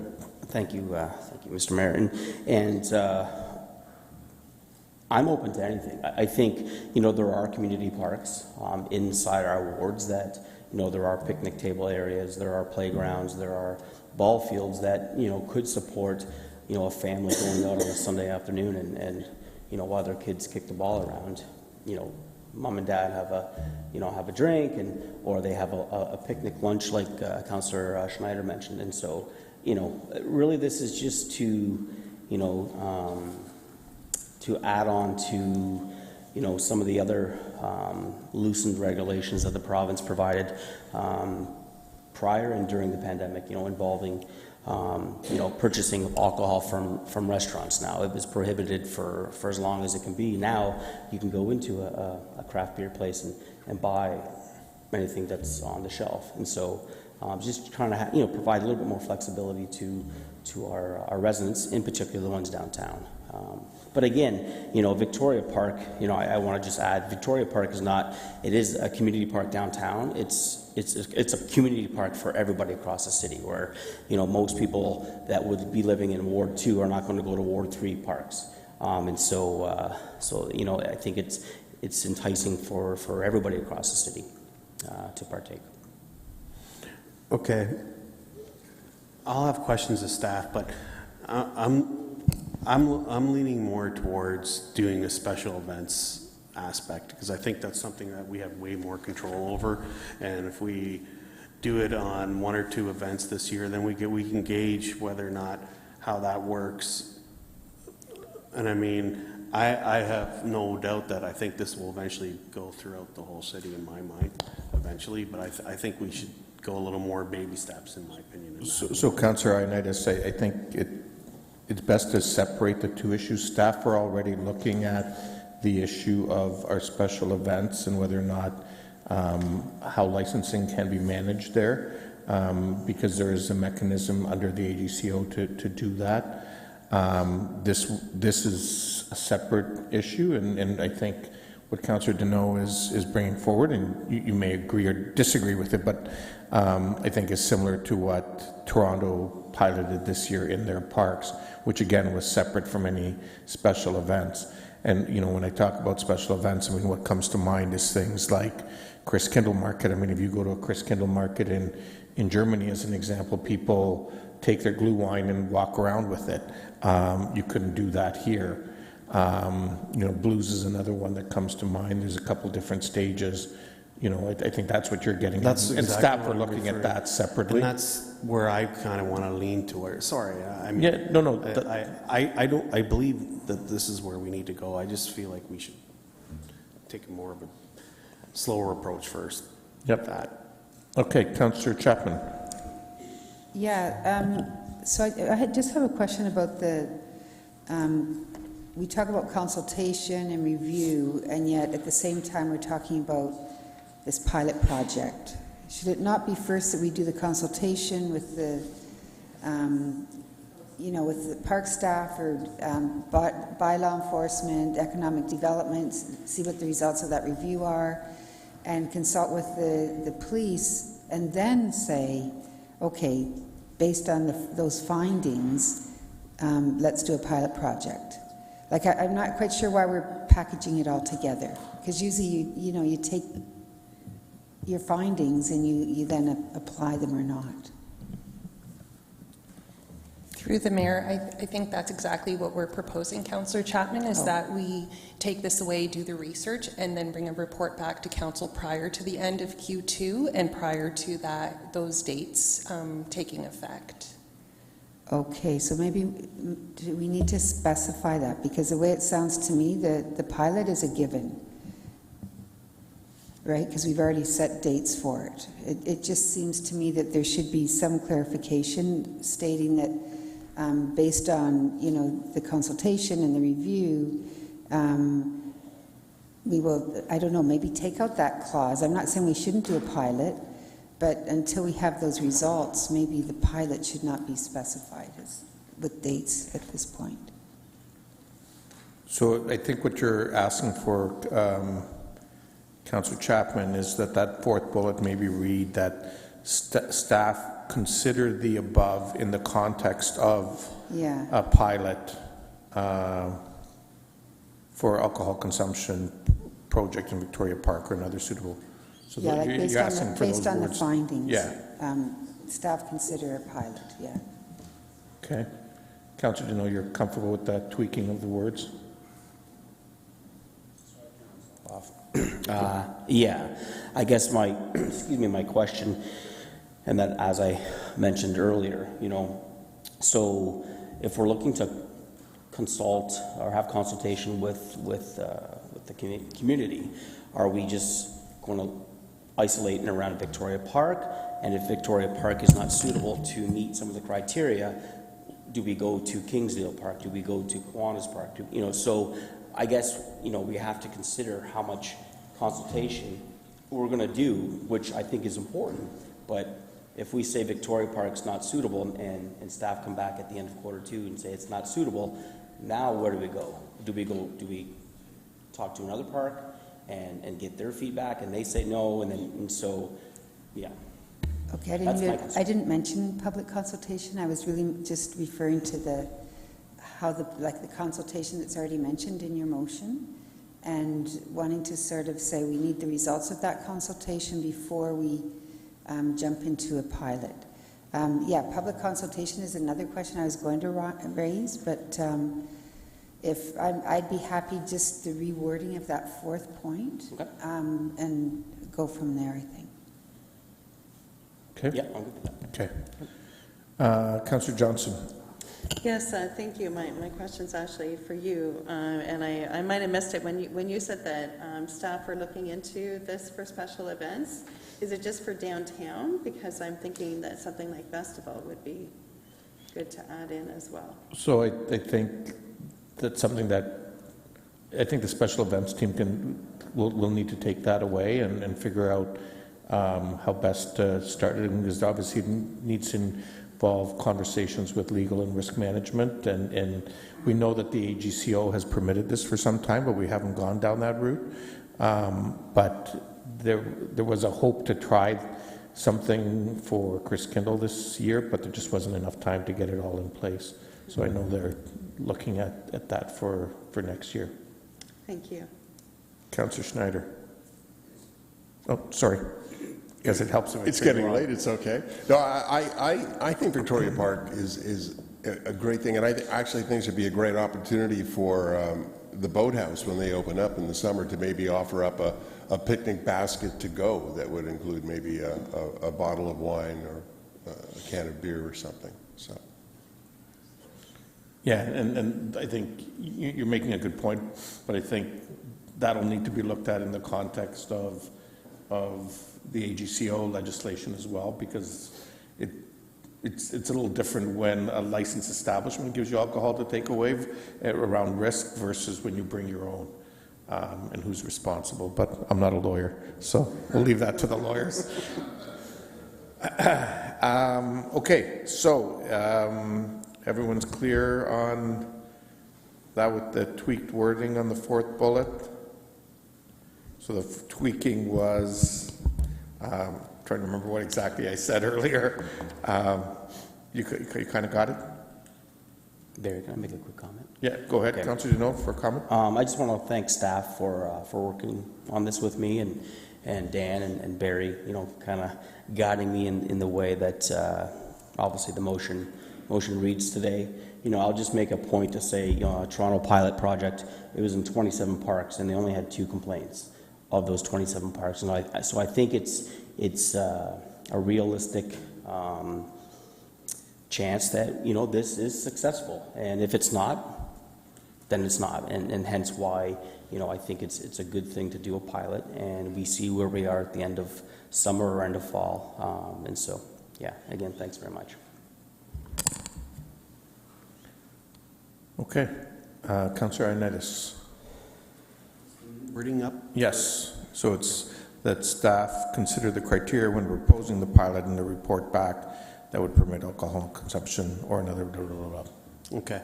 I can support what's there, and no doubt in my mind, like, we are going to be going this way. I think the future is heading in that direction. I was hoping we would, start off with special events, but I mean, to me, this is not that much of a stretch. So I'm more than happy to support this. I think it'll bring in another dimension to the community as a whole, and as we know, our community spaces are becoming more and more important to all our residents. So, and if they can do things that they like to enjoy, like they do in their own backyard, and they can do it responsibly, then I have no issues with that. Okay. So with that, there aren't any other speakers. All those in favor? Opposed? That's carried. Thank you, Councillor Deneau, for bringing that forward. Councillor Ioannidis, here's your chance. Questions and answers. It's actually, just before we do that, can I take a motion to? Past 11. We're going to go. We'll be done within a few minutes past 11. But can I have a motion to go past 11? Councillor Chapman, Councillor Schneider. All those in favor? Opposed? That's carried unanimously. Thank you. Okay, now back to you, Councillor Ioannidis. Over the weekend, it came to my attention, and I noticed it even at my house, that there was a delivery of flyers that were that was sort of the same MO as what was previously by Metro Media Land, and from my understanding, it wasn't them, but anyways. I'm just wondering if that was an experience that other members of council experienced in their side in the community, and if so, I really was glad that they had gotten rid of it, and if so, I want to make sure that we can continue that moving forward. At least if they're going to deliver flyers, at least deliver it to their front door instead of throwing it on the side of the street. Councillor, sorry. Ms. McNeil, unless you want to be a councillor. There is an opening. Through the mayor. No, your pay is better where you are. Go ahead. Through the mayor, we've done extensive work with Metroland, and Councillor Schneider and I actually met with the director there, so I can do a reach out to them just to see if something has changed and to express the concerns that you've raised and just get back to council with a response. Okay, yeah, because my suspicions it wasn't them. It's some new group that's putting it out there, and I just don't want to see bad habits continue. So. Okay, thank you for raising that, Councillor Michaud. Yeah, thank you for following up with Metroland. I actually thought that it was them at first when I saw it. I live in a condominium complex, and they were thrown on driveways, but selected driveways. It wasn't just all of them, and I kind of know who subscribes, who's a subscriber, so that's where they would have got that from. So I'd appreciate if you would. I was going to call Metrolet myself, but if you can do that, because if it's happened all over the city, it was quite a bombing of flyer drops. It was pretty crazy. Thanks. Which is interesting because typically we would see those on Thursdays. So, yeah, so it would suggest that they're having some challenges around delivery. But okay, staff will follow up on that. With that, we'll move into first and second reading of the bylaws. Madam Clerk, are there any additional bylaws? Through the chair, there are a number of bylaws under the late starter, some of which have been amended this evening, so I will go through them in detail. So we have an official plan for 417 King as amended, a zoning bylaw for 417 King as amended, an official plan for 50 Thaler, a zoning bylaw for 50 Thaler, a zoning bylaw for Bloomingdale Road, an official plan bylaw for 2150 Bleams as amended, a zoning bylaw for 2150 Bleams as amended, and an official plan and a zoning bylaw for the annual update to the zoning bylaw also as amended. Okay, thank you. Do I have a mover? Councillor O'Dooney, seconded by Councillor Ioannidis. All those in favor? Opposed? That's carried. Madam Chair, since Councillor Singh's not here, should I just go through them? Okay.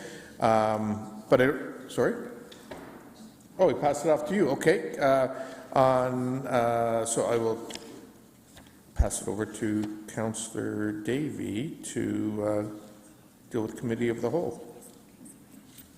Go ahead, Councillor Davey. Okay, good evening, everyone. Could I get a mover for the administrative reports? Moved by Councillor Johnson. Any questions on any of the admin reports? I will just, sorry. Mayor Verbanich, question? Thank you. Thank you, Chair Davey. I don't have any questions, but I do see that the chief is here, so I don't know if he wanted to say anything about his item or no? No, okay. Then no questions. No questions showing up? Okay.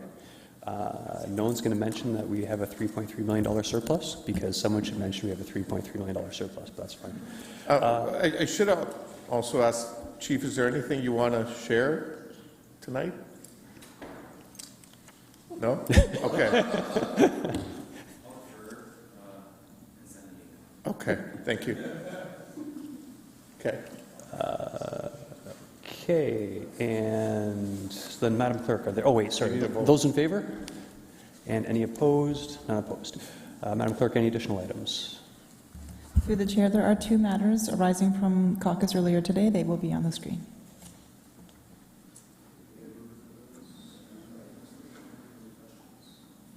You're not on anymore. Can you turn yourself? No, I didn't. You turned yourself There you go. off. Sorry. Moved by Councillor Schneider. You moved both items, as I recall. Any questions? I'm not seeing any. Those in favor? And none are opposed. Very good. What am I doing now? Calling for a mover for the Committee to Rise and Report. Nope. You got to do this one first. Which way? The one on the screen? We did them both at the same time. Oh, okay. Yeah. So Councillor move Schneider that the moved them Committee both. Rise and Report? Yes. Those in favor? Okay. And I got to read my thing, right? Yep. Okay. It's moved myself and seconded by Councillor Deneau that the proceedings and the recorded pecuniary interests and conflicts taken in the meeting of the Committee of the Whole held on this date as attached hereto and forming part of these minutes be and the same are hereby adopted and confirmed. All those in favor? Opposed? That's carried. Third reading of the bylaws with all the additions. Mover, Councillor Johnson, Councillor Ioannidis. All those in favor? Opposed? That's carried. And because this is the last council meeting of the year, just want to wish everyone the last formal council meeting of the year. Don't worry, we still have Thursday. Just want to wish everyone all the best over the upcoming holiday season, regardless of what you're celebrating, and wish everyone a Happy New Year. Remind folks of the New Year's Eve celebrations here at City Hall on December 31st.